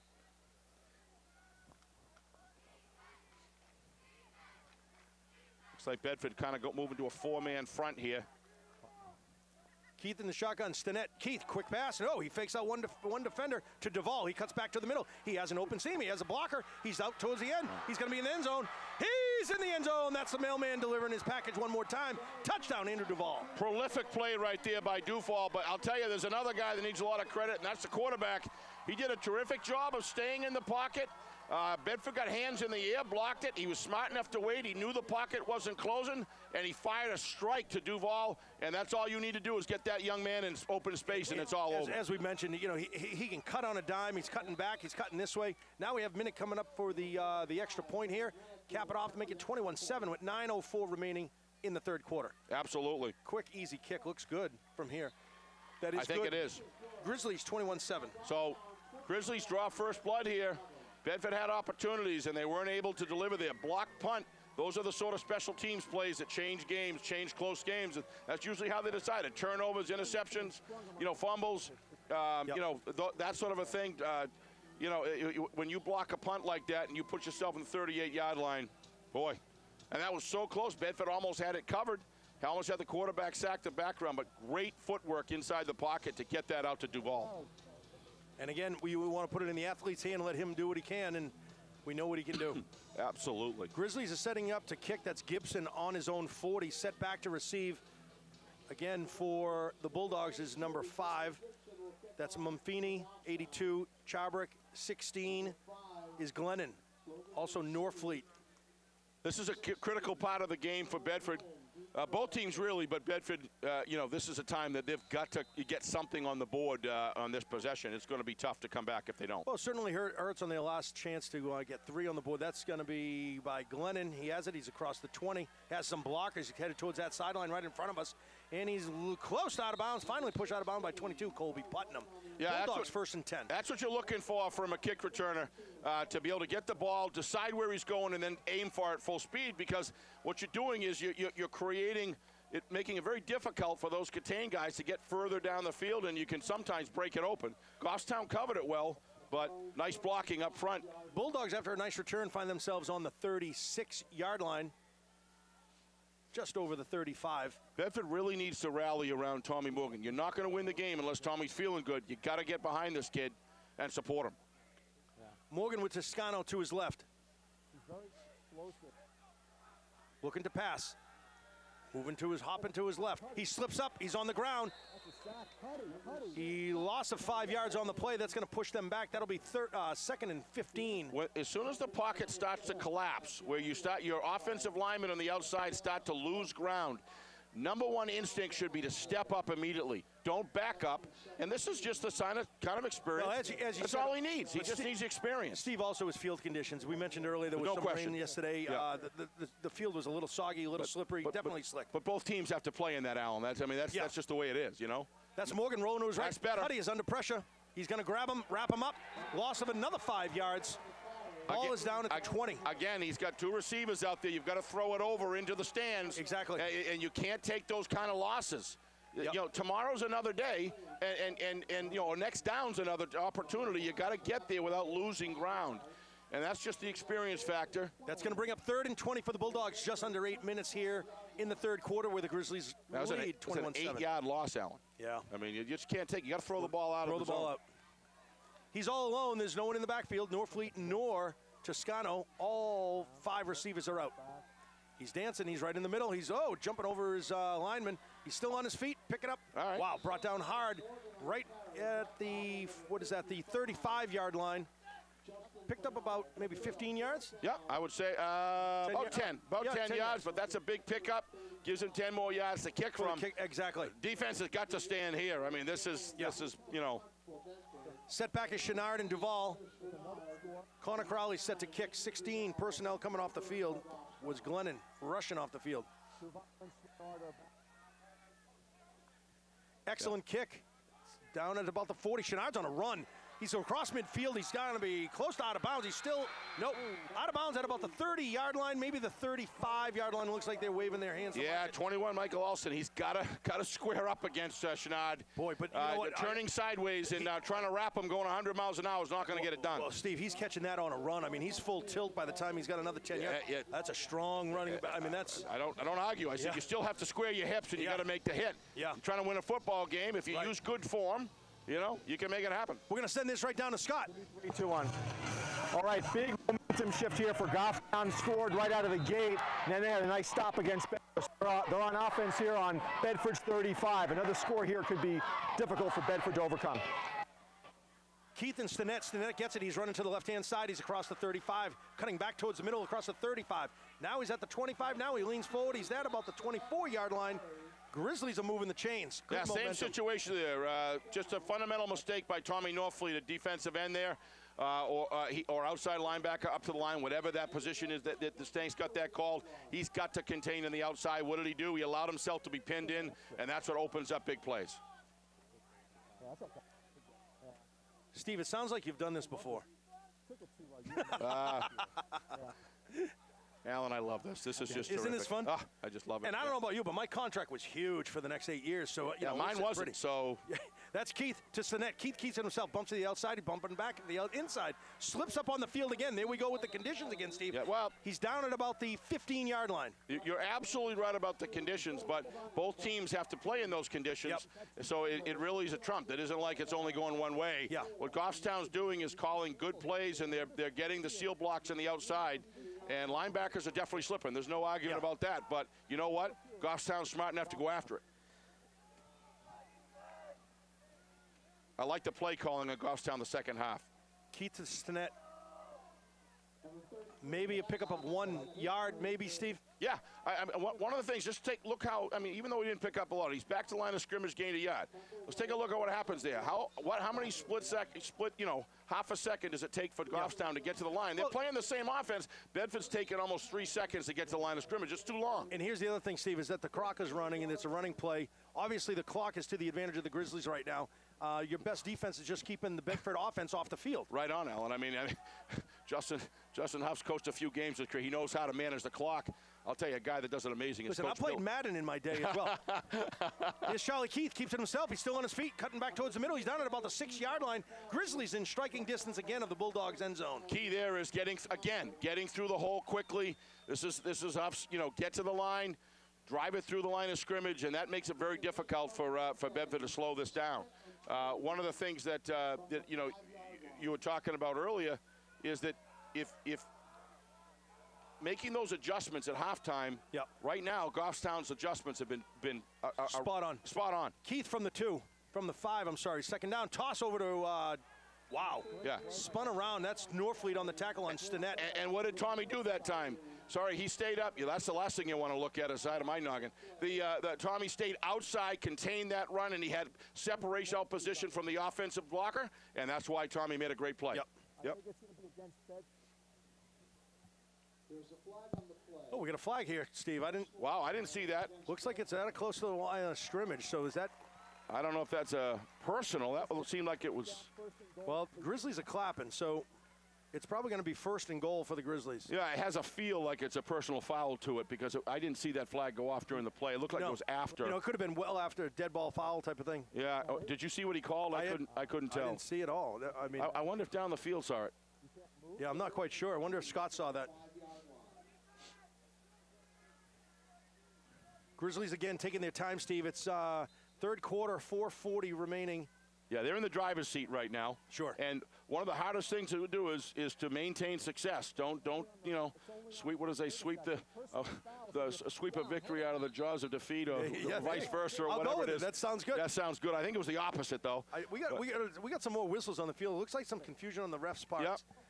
They're discussing something going on here. Yeah, and this is something I've seen all year, because, Steve, Alan. I don't mean to interrupt. Sure, go ahead. Right now, it's unless the field scoreboard is wrong, it doesn't say first down. So I don't know if any penalty was assessed. Do they pick it up? Yeah, it appears that there's no infraction on the play. It does. Charlie surrounded by Stinnett and Duval. Let's see if the mailman he's been busy. It's almost like Christmas. He's delivering a lot of packages these days. That's Keith. Ball is loose on the ground, picked up by 39. That's Toscano. Looks like a bad transition. Yeah, I think there was a break. I'm not sure that both the quarterback and the running back were running the same play. I think that there was a little confusion. If you looked at it, it almost looked like he thought he was going to be faked because he wasn't really looking for the ball. Yeah, I don't know, but that's what it looked like. Package was dropped. That one's not going to be delivered.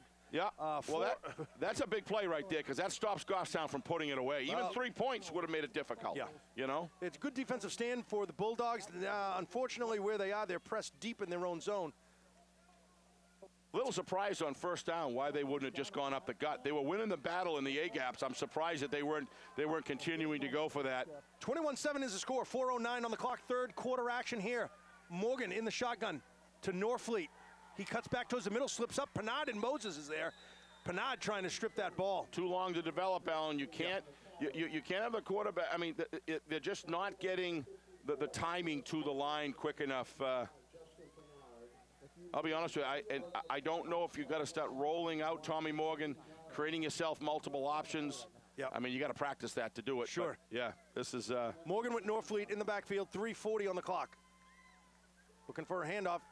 Yep, that's Norfleet. He's got some running room. He's got momentum. Shenard is first initiation contact. Graggle of Grizzlies force him out of bounds. It's Duval, Brown, Penard, and Shenarda's first contact. Field conditions are really becoming a factor on both sides of the ball. It's really having an effect. I will say, Steve, it appears that the conditions are at its worst on this end of the field. I agree with you. Both now. That's where we're seeing the slip-ups. We're not seeing it down this end of the field as much. No, I totally agree.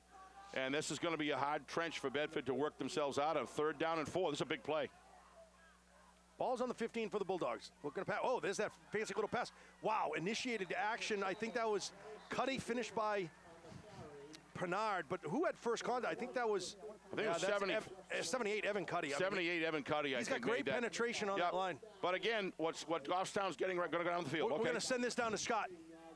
Scott, what do you got? I'll tell you, one big thing in the second half is Goffstown's defense. They've been stout. Bedford has really not gotten any first down. One first down, so here comes the punt. Here's the punt by Crowley. Wow, it's going to be a Grizzly bounce, I think. It is bouncing more towards the Grizzlies. Finally hit by Norfleet. Grizzlies will have the ball, I think. I want to say the 28-yard line, Steve, somewhere around there. That's pretty. That's the where it's been played. This game has been played in Goffstown's advantage, and they're earning that advantage by the way they're playing, and they're keeping the field position game. This is a game I can tell you when I coached in the past, Justin's got to feel really good right now because, you know, if he can get 3 more points, with that stout defense, like he was saying, that's key. Really, 3 more is really what you need. Yeah, that is. I mean, if you get 3 more, that's now it's 4 possessions. And I understand that Kicker's a good kicker inside of 35 yards. He's pretty reliable, Absolutely. right? Yeah, that's what I thought. So Bedford's got to be very conscious of. Here's Keith with the Grizzlies, 1st and 10. He's looking to pass. He's going for it. He's got an open receiver high above the hands of Chenard. On the coverage was Norfleet and number 5, Mumfini. Yeah, no need to throw into double coverage right there. He threw right into it. That could have been a costly play for Goffstown. And the clock is at your advantage. I don't know why you wouldn't start it off with the running play. Keep the clock 2:20, and you're running the ball well inside the tackles. I mean, they're doing a great job. They're cleaning out the Bedford defensive line. Linebackers are getting hit as the linemen come off. I don't know. I'm surprised. Charlie, high snaps. Stinnett gets it right up the middle. He's still on his feet. He's across the 20. Wow, brought down by, you got a number there? That's 39. That's 39. Toscano. Toscano, yeah. Two-way player, clearly. Him and Norfleet doing a good job on defense as much as they're doing on offense. We never did affirm whether 40 is Dimitri Anagnost. No. I don't know. I say we go with it. I say we go with it. Charlie, good snap. Stinnett right up the middle. Moving that pile. No, they're all trying to strip that ball. I don't know if he picked up anything on the play. Maybe. I think he did. I think he's going to be about 4th down and about 2. I would be surprised. Is this within field goal territory? What are we at the? No, I think this might be a little bit of a stretch. I'd be. Looks about a yard. He's yard about shy. About a foot shy. Scott, is he foot? Yeah. Yeah, Scott's right there on the sideline. I think he's looking right down the line of scrimmage. Clock, it is about 1.5, just under 1.5. 4th and 1, clearly 4th down territory. Charlie in the shotgun. Bulldogs look antsy. They look like they want to get into some of this action. A lot of time here. Watch these two at the bottom of the screen. These two. There's a little bit of a defense and offensive play call war going on. Who's going to get the last call? Goffstown really taking a lot off the clock now. Oh, we got a late flag. Yeah, 2 guys in motion. That's motion. Yeah. Yep. That's a backfield in. It'd be 2 men in the backfield in motion. So it'll bring up 4th and 6. So Bedford dodges another bullet. It's probably going to be a tough field goal to attain. I imagine they'll try to go for it. I don't see a lot of gain in punting it. Yeah. So I'm sure they'll go for it. So this is going to be testing the leg. I'm going to guess. I'm going to guess they're going to put the hands in the ball in the hands of Duval. Yeah, I think that would be a safe bet. I'd say the percentages work pretty well. And it's going to be a slant right across the middle. Right. The amount of greasy cleats down there is amazing. Yeah. Keith keeps it himself. Met right away at the line. Didn't even get to the line of scrimmage. Yeah. They're just blowing the whistle. That's 81 on the coverage for the Bulldogs. That's great coverage. Yeah, that's Bourgeois, and was that 42 as well? I think Owen Brown. I think it was Owen Brown. Nice job on both sides. Had it contained, had it sealed in the middle. The big thing of that is it moves them into a little bit better field area than down inside the 20-yard line. Yep. Let's see if they can get some footing. But Bedford's got to put together an offense here that can move the sticks down the field. I mean, it is 21-7. If they can score here, there's certainly plenty of time. We kind of got a new ball game, but we still got time left in the 3rd quarter. 38 seconds to be exact. They got to put it together. Morgan with Aganost in the backfield. Aganost gets the call. Dimitri running to the top of the screen. He's still on his feet. Good run by the Bulldogs. He's been a powerful runner. Brought down by Poisson. Absolutely. Yeah, nice run there. That's what you want. That's a pickup of about 7 yards on the play. That's a nice run. Further they get out towards midfield, the better the conditions are going to be. For his first run of the day, this is the first time we saw him carry the ball. It is. Now the sun's coming out here at Grizzly Stadium. Passes to the outside. That looks like Glennon, number 16. The clock is still moving. He's still in bounds. I think he's going to have it. Yep. They're moving it. 7 seconds on the clock. So the clock will stop while they move the chains, and then it'll immediately pick up. Bulldogs should have one chance of a play for the 3rd quarter. I should have known that we were in the west. I mean, we're in the east right now. That sunshine is coming right through. That's Morgan keeping the ball. He's rolling out, faking a pass. He's cutting towards the middle. He's going to have the first down, This is what I've been saying all game, Alan. Yep. Get this guy out of the pocket immediately and then let him make a decision. If the DBs are backed up because they're playing prevent defense, then go for it. Close to midfield are the Bulldogs.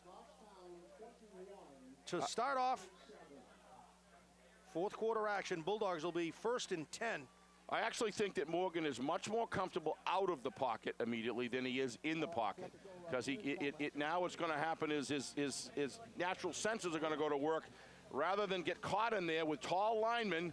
Great defensive front by Goffstown causing havoc.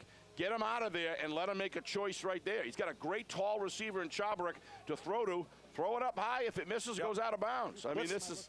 Steve, let's send it down to Scott. See what he has to say right down on the sideline. Scott, what do you got? All right, so Goffstown has really hurt themselves in the last couple of drives with miscues and penalties. They had an opportunity to kind of put the pedal to the metal here against Bedford, and so far they have not been able to deliver that knockout shot.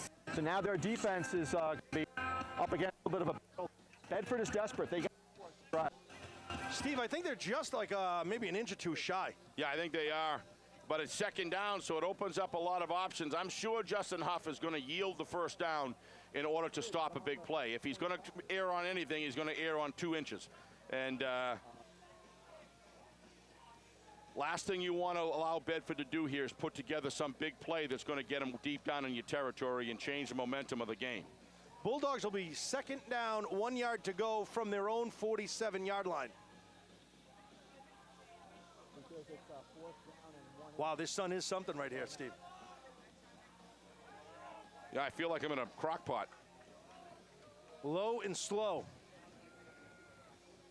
My son's down on the grounds there. He's got a pair of sunglasses. I wonder how much I could buy him off. He always needs money for college. Yeah. Might be a good buy.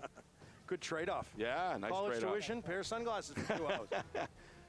Nobody has left this stadium, Alan. Everybody is here. This game is far from over. Far from over. You can see down in the end zone on the right side, we get a lot of coaching staff from, it looks like it's I thought there was a coaching clinic going on there, something with all of them that are there watching. Everybody's looking at both of these teams. Sure. There's no doubt everybody's looking at Goffstown. Wants to gain an edge, see it live instead of watching on film. And I can tell you, I've looked at film, broken it down as a coach. I can tell you, seeing a game live just gives you a different dimension than films. They're both good, but... Setback is Toscano with Morgan at the 47. Third down, 1 yard to go. Morgan looking to pass. He's looking, fakes. Still on his feet, rolling out under a lot of pressure. Right across the middle at midfield, wide open. Met right at midfield with the first down. Tackle is by Pernard. Toscano on the reception. Again, Tom has to roll out of that pocket. He's stepping back. He's putting himself in a situation where he's looking downfield. That's great, but he still could have done that rolling out of that penetration coming in. But fortunately, there was a man open in the middle. Fresh set of downs for the Bulldogs. 1st and 10 from the 50. What a delay. Wow, loss of yards. Big. Cuddy got contact first. Finally finished by Jake Brown. Loss of about 10 yards on the plate, Steve. Don't understand the call. Why would you put, I mean, how about the call by Coach Huff and his defensive coordinator? How about that? Yeah. That was a great time to run a blitz.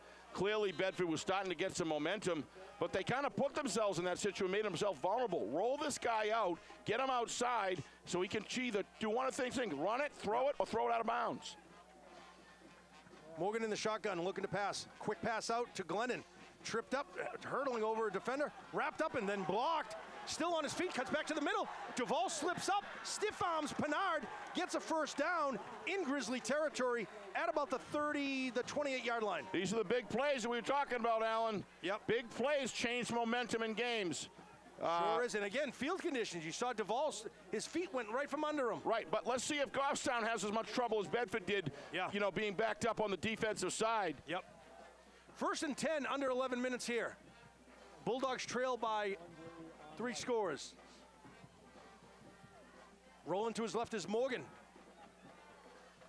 Under pursuit by Cuddy. You can't do that. You can't do that. Big sack by Cuddy. A loss of about 12 yards on the play. You got 7 right down there in the out of bounds. It's done by design. He's got to step up. As soon as he feels that pressure, sees the outside contain, haul it out of bounds. This has happened. I'd like to see how much yardage in this game as a stat was lost by not throwing it out of bounds when he should have. It's continuing and really changing things. I mean, 2nd and 18. Quite honestly, I thought it was more than that. Wow, that was a big play by Evan Cuddy, number 78. Morgan with Norfleet. Here it is, right up the middle. Norfleet goes, picks up a few yards on the play. maybe 1 or 2. That's going to bring up 3rd and 18. Yeah, I don't understand a drop play in that situation. I don't get it.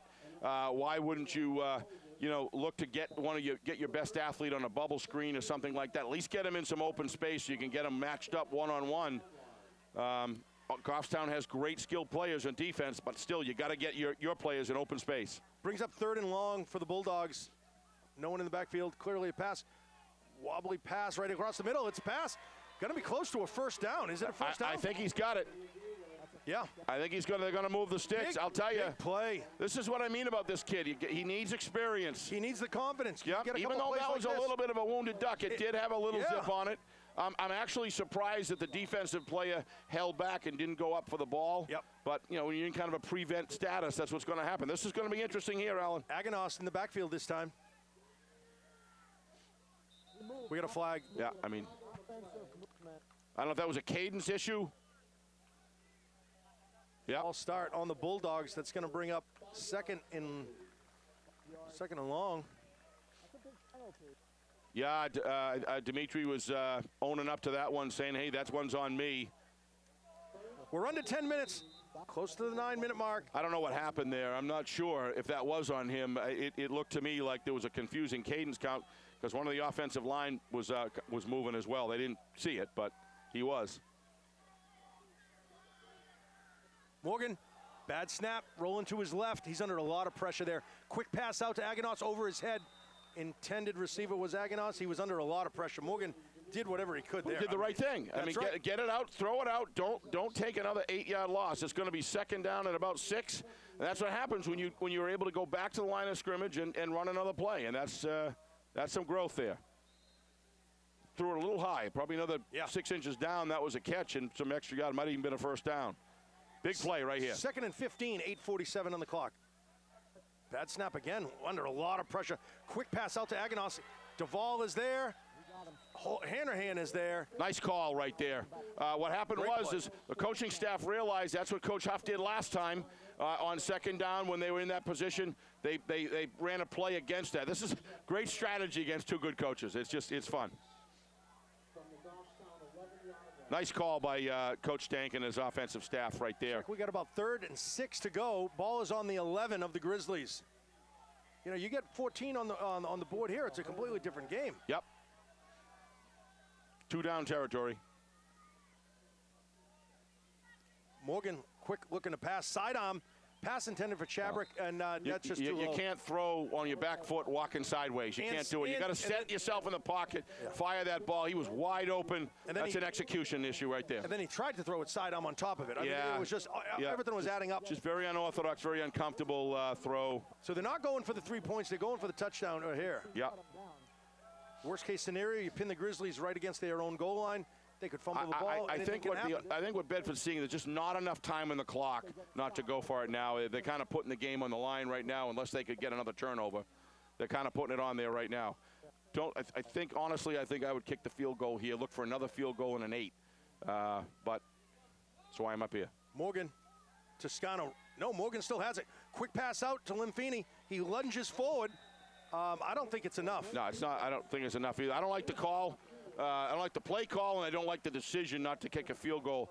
I think you get points in the game. You get points on the board. That's well within IL's range, high percentage points there. I would have taken the points because in that situation, you never know what can happen. You get a turnover, whatever, and now at the very end of the game, so let's just say Bedford can get 3 points. Then they come back and they get a touchdown, right?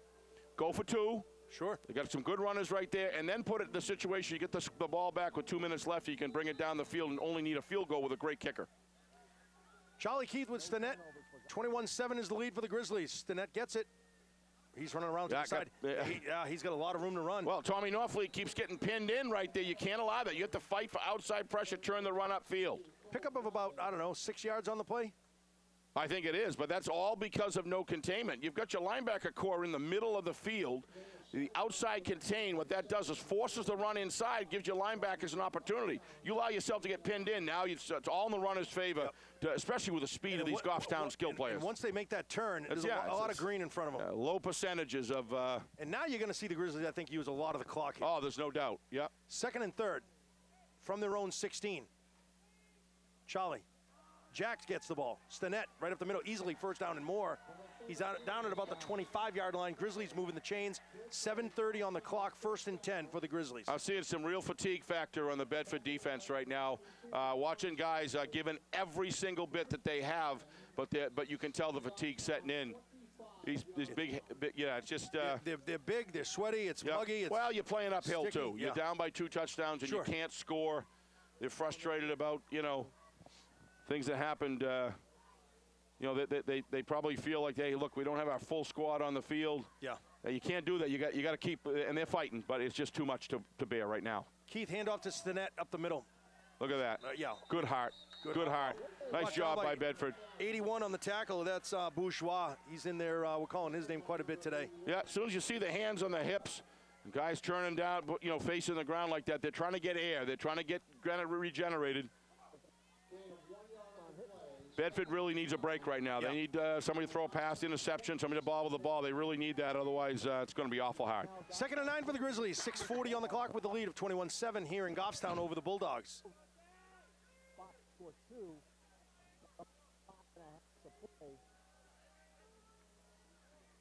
Duvall in motion. He gets it. He's running around the end. Can he make a turn? Yes. Still on his feet. He's dipping. He's dodging. He's across the 35, down at about the 36-yard line. Little Connor Bohr-esque right there. Yeah. Just able to kind of develop his own play. As soon as he's in open space, it's just very shifty. It's very rare that the first and sometimes the second tackler actually gets him down, and that's just such a valuable resource to have on a football field. That's another first down for the Grizzlies, moving the chains. 1st and 10. Clock will still be moving. Yeah, one more first down is going to make it real difficult. Bedford really, to have any chance in this game, has really got to stop him here.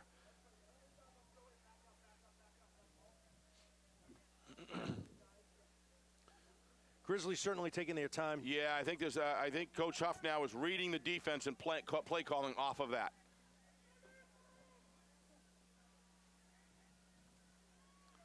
Keith keeps it himself, runs around the edge, cuts back towards the middle. Boy, picked up about 9, maybe. Yeah, there doesn't seem to be any problem with Keith and Duvall on the running as far as a slippery field. I don't know what they got for spikes right there, but boy, I'll tell you. Maybe they're 9 inches long. I don't know. I don't see it that way. It doesn't look that way, but I'll tell you, they don't seem to be having that kind of problem running. They're doing a great job with their cuts, and they're feeding off of their blocks, waiting for them to develop, Alan. And it's just really hard for Bedford to stop it right now. And they're probably just shy of 1 yard. I'm going to say a half a yard. Yes, 2nd and 1 is a coach's dream in offense. So many options. Looks like they got the play called in. They're going to go with it. Yeah, they're going to wait till that back official puts his arm up, and then they'll take all the time. High snap. Stinnett gets it right up the middle. First down, easy. Moving the chains, keeping the clock going. Unless Goffstown, you take 4 more downs, either one or two things going to happen. Bedford's going to have to start taking his timeouts, which is going to make it really difficult. But right now, they're going to be able to get it inside of probably 2.5 minutes, some 2:20, somewhere around. That's going to be it's really difficult. Handed to Goffstown today, they came to play. Yep. Despite some fumbles and some miscues, they just made some great decisions. Look, you're going to have fumbles in games. Yeah. But they're executing. Keith with Stinnett. Again, Charlie taking his time. Duvall in motion. Charlie keeps it himself, goes to the middle, goes to the outside, goes back to the middle, leans forward and picks up maybe a half a yard. Nice job by number 7 from Bedford, Lagulian. He did nice job. He got separation from the offensive lineman and was able to hold both gaps and wrap up the legs and stop him from moving. But time is clicking here. Yeah, we're approaching the 4-minute mark in the 4th quarter. That's why I really would have liked to have had 3 points on the board. It would have changed things a little bit. Now you got to go down and get 7, and then you do an onside kick and try to get Aiello within range. Actually, I should say 8, sorry. Keith taking his time. In the shotgun, Stinnett running to the top of the screen. Can he make the turn? No, just can't make midfield. That's a good situation, Tommy. You don't fleet there. Maintain outside containment. That's exactly what I guess we're going to go down the field. Yeah, we're going to bring it down to Scott. Scott, what do you got for us? All right, so Goffstown really key to the ball real. Okay, we're done for the game. Okay. 3:19 on the clock. Clock is ticking. Grizzlies in control at this point. 21-7 is the score. Third down, 9 yards to go. Coach Stank just pulled his offensive lineman off, trying to get him a little bit of gas, and hopefully these subs for on defense can get the job done. Yeah, 42 is coming out. That's Owen Brown checking in his Aganos. Yeah, got an equipment issue there. Yeah, his strap again. Yeah, smart move by Coach Stank. Yeah, give him a helmet. Yep. Give well, the kid a not only helmet. give him a helmet, but I mean, get your offensive line off the field with the hope that you're going to stop this thing, and then hopefully they'll have a little gas going in, get a little drink. But you got to stop them. Boy, long count here, Yeah, Alan. boy, under 3 minutes here. Boy, oh Grizzlies boy. in complete This control. is not high tempo. No. Stinnett, wow, excellent tackle through the penetration. That's Norfleet. This Norfleet's just a that's terrific football incredible. player. Oh my terrific. gosh. He made a few mistakes going, biting inside, but this kid is a Senior, is a- 6'2", 205. I'll tell you I mean, right that's- now, this kid plays his heart out every single play. I've watched him all year, Alan, and Jeez. he plays with heart and skill. Yeah, and, clearly not surprising. We got a timeout here with 2:34 on the clock with the Grizzlies lead 21-7. Yeah, so I mean, I guess this is that point where you say, okay, would you rather have had 3 points on the board? Yeah. I would have, because now you're within you're within a touchdown, 2 points, and a field goal to tie it up. Now you've got to get 2 touchdowns. That's awful hard to do. Yeah. You And haven't got 2 touchdowns all game. I What would makes have you think taken you'll do it Yep. at 2 minutes, right? The other thing it would have given you the option is if you get the field goal, you would have had a kickoff. Right. So you might have been able to do an onside kick at Sure. that point and try to do More it options. with 4 minutes and 48 seconds that were left at that time. Yeah. Bet a good onside kick and put the game. I mean, you're kind of putting the game on the line by going for it in 4th down. I'd rather kick the field goal and put the game on the line with an onside kick. That's my only point, Alan. Yep. But like I say, there's always more than one way to skin a cat. Bedford's really got to score quickly here, Alan. I mean, they have to go aerial downfield, and they have to get out of bounds every single play. To score 2 touchdowns is just too difficult. Touchdown onside and field goal, different ballgame. Set to kick is Lefebvre. Done a great job, even under pressure the last couple games. 2:34 on the clock. Good snap. Gets a good kick, nice and high. That's going to land somewhere on the 25-yard line. Fair Special catch by teams. Manfini. Special teams are such a critical part. That's why they call it 3 phases of the game, not 2. There's a situation there right now. That kicker right there, that's a big play for Goffstown. You don't give him a run back. You plant him deep. You look at the clock at 2:20. A terrific job. Yep. And excellent cover as well. And only 7 seconds off the clock there. Yep. Bulldogs find themselves 1st and 10. It's really more about the field position, Alan, Sure. where you pinned him back and no run back. At the 25, I mean, yeah. that just cuts down big plays. Hang time must have been about, 4 Yeah, seconds? That's pretty good for high school. Toscano in the backfield with Morgan. Looking to pass. Quick pass out to Glennon. He's going to run out of bounds. Forced out of bounds by St. Ange, number 27 for the Grizzlies. You can run a lot of plays when you do this. That's exactly I right. would have been doing this, as I said earlier. I would have been doing this back with 7 or 8 times 7 in the or game. 8 minutes, Roll yeah. this guy out patterns, go down the field, don't take time off the clock. So if you're the Grizzlies, are you playing that guy a little bit tighter? No, you have to play off, because if he runs and guns, You're gonna- now you give it. They have to. You have to give it. Morgan set to pass again, right across. That's number 7. That's Lagullian. He's moving the chains. You got Cole Glennon sitting right out in the out of bounds area, and he doesn't throw to him. You got to throw out of bounds. Yep. Now you're burning valuable time off the clock, but fortunately they were able to get a 1st down and stop it. At the 40, Morgan looking left.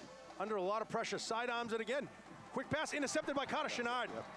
Excellent interception. You can't throw a deep one-on-one coverage pass running backwards. You just can't do it, Alan. You've got to set your feet, fire the ball, roll out. I really like the rollout element of an inexperienced quarterback. He's coming off the field right now. He's down. But this kid, Tommy Morgan, if he's going to be the Bedford quarterback for the rest of the year going into next year, this is extremely valuable experience for this young man. And that's why when you see the coaches on the sidelines giving this kid a bang on the helmet, he's upset, he's mad, he's not going to sleep tonight, he's going to be PO'd tomorrow. But this kid was a competitor, and I saw some growth. A lot of it is the decisions I would have liked to have seen to get him with that triple option. Remember, when you run outside the pocket, you can run it, you can pass it. A lot of sacks for loss. Yeah. A lot of big gains. But like he was you kind said. of put in that situation. Sure. Keith is the net. No, Keith has it. Nice to the middle. On his feet. Pickup of about maybe 4 yards on the play. Yeah, 4 instead of 14. Well, I don't know if they're going to give him. Bedford says they have the ball. Yeah, they're not going to give it to him because they didn't let him continue the play. That's a sure sign. saying his knee was down. Okay. So it's over. No replay at high school yet. Yeah, and I exactly. emphasize yet. Yeah, Technology I'm seeing is unbelievable. But Tommy Norfleet that time, what did he do? Contain the run. Yeah. Only 4 yards rather than 14. Yep. Nice job, Tommy. 1:30 on the clock for the Grizzlies. Goffstown playing very disciplined control of this 21-7 lead, doing a good job. Had some problems there back earlier, you know, but you're playing a good football team in Bedford, but they're really doing a good job managing this clock, bringing it down. Charlie taking his time. Stinnett right up the middle. Right across midfield at the 48, 49-yard line right in front of us here. What you want is your hands guy. You want a guy that knows how to hold two hands on a football, follow directions, and just keep running up the middle and cut this. Make them spend their timeouts and then start running major time off the clock.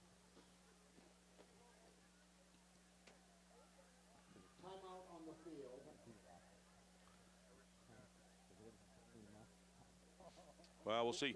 Getting a little bit of water on the sidelines. I think Bedford has, what, one more timeout, or is that their last? I can't tell. I think that, it's not marked. You don't have TOs on the board, right? No. Yeah.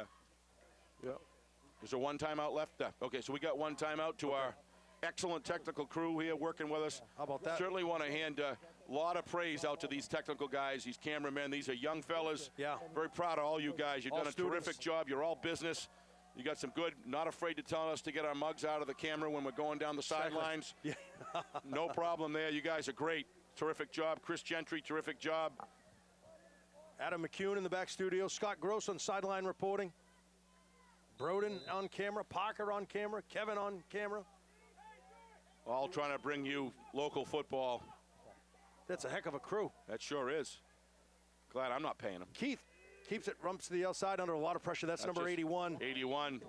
Terrific job. That's Bourgeois again. That's Bourgeois, good player. Yep. I mean, nice to see that, Bedford's trying to give everything they have to the end of the game. Yep. But 102 on the clock. 102. I think that's it, right? Yeah, that'll be it for Bedford, I believe. Correct? Yeah, so we're out of timeouts. So it looks like they'll probably get the ball back one more time. But, we were talking earlier, one of the things that happens when you haven't scored in a long time, that's another reason why I would have grabbed the 3. Yeah. There's something about on a football field when you can start achieving points and cutting down the lead. It just does something for momentum. Hey, at least we come up. If there's one thing about Bedford in this game that I would say, they just came up empty-handed way too many times. Yeah. I mean, they've had great opportunities. They missed the field goal. Yeah, and they didn't take advantage of Goffstown's mistakes either. Right. And Goffstown has taken advantage of Bedford's mistakes for the most part, and that's been a big difference in the game. And obviously the quarterback position for Bedford's been a big challenge. Nothing against Tommy Morgan. It's an awful, awful tough thing to do, to come out with 1 week of practice against a team of this quality in Goffstown. Lefebvre set to kick for the Grizzlies. Set back Memphini, number 5, yep. Good kick again. Down at about the 30. Yeah, this guy's impressive. Line. This kid's impressive. It isn't just about his good leg. It's about his positioning. When you want it high, he delivers it high. When you want it off to the side, no run back, he delivers. He's done it all game. Yeah. Very impressive. He's done that the last couple games. We've made note of that. And, just done a super job on special teams. And sometimes you start playing teams which you're dead even. That can be the difference maker in the game, is the kicking game. It's such a big, important part. The great Bill Belichick talks about that all the time. 3 phases of the game. The kicking game is a big part. When you start playing worthy opponents like we got here and other things that makes all the difference. In playoff football, kicking game is big. Morgan with Norfleet. Morgan looking to pass. He's going way down. Wow, Glennon, I think that hit the ground. No. We talked about this last week. Steve, just to get the ball to the sideline from the middle of the field, that's a long pass. That's a long pass, but when you reverse pivot and you're backing up off your back leg, you're not going to make it. I mean, you're not going to make it. This is just mechanics that this young man will work with this fella over the offseason and continue to build him. Like to see him grow another inch, which I'm sure he will. He's a young fella. Yep. And Morgan with Norfleet. He's going to have more days. Morgan looking to pass across the middle, looking for under a lot of pressure. He's going to get swallowed up. Boy, that's it. Nice job. What a terrific job. Hits his target, number 5. Very proud of him. That's a great pass. That's very proud. Now, that's good footwork right there. See, that's one of the things. He kind of surprises you there, and then his newness or his inexperience shows up on other plays. Yeah. That was a terrific movement in the pocket. Great strike. Set his feet. Got out of the pocket. Yep. Kid can throw the ball. Nice job, Tommy Morgan. 30 seconds on the clock. Morgan looking downfield under a lot of pressure. He's excellent, Tommy. Big pass, high. Number 7, Goulian's got to run his route. Yep. He threw to the spot. It was there. Hand-to-hand on the coverage, as well as St. Ange. 23 seconds on the clock. Two of Tommy Morgan's best plays of the game, the last two. Yeah. That's good pocket work. That's what you like to see in a quarterback, setting in and then making a quick decision. Well, the other thing is the confidence. Confidence, the last thing, very easy to put his head down and say the game's over, I'm not going to do anything. No, he's not doing that. He's a game kid. Morgan from the... Set, make a decision. Attaboy. Here's a pass. Intercepted by... No, threw into double coverage. Cross midfield, hand-to-hand. He's going to chase by... Wow. Grab. Helmet taken off by Crowley. Yeah, his mouthpiece came out. He took quite a shot when his helmet hit the ground there. Yeah. Thankfully, it's a soft field. He'll be okay. Nice interception by Hanrahan. Very nice. I mean, when I say good job, Tommy, that was 3 good, excellent pocket work. Unfortunately, you just threw it into double cover. He's forced to try to make something happen. Nice defensive play there. I hope he's okay. I think he is. He got right up afterwards, but he took a shot. Soft ground, very helpful. He's a tough kid. Yeah, tough kid. Great interception. He was the one earlier with the interception was right in his hand, just slipped up a little bit. On Friday Night Lights this morning, Nick and I did a talk show every week, 10 o'clock. Had Coach Huff on, and Coach Huff talked about the quality of the athletes of both the sides of the ball. Yeah. These are all great kids. They respect each other. A lot of respect in this game. A lot of mutual respect between the coaches. I'll tell you, Goffstown played hard, but they were great hosts. Yep. Quality, look at the handshaking going on out there. They recognize it is what it is. And this is good quality high school football. This True is gentlemen. as good as it gets. And I'll tell you, I've done about, 12 games, 13 games so far this year.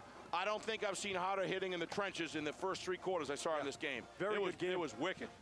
So to wrap things up on this co-production by Goffstown TV and BCTV and the listening pleasure on 105.1 WBH, I'm Al Potvin, voice of the Grizzlies. We want to thank you for the score here. Goffstown 21, Bedford Bulldogs 7. Thanks for tuning in.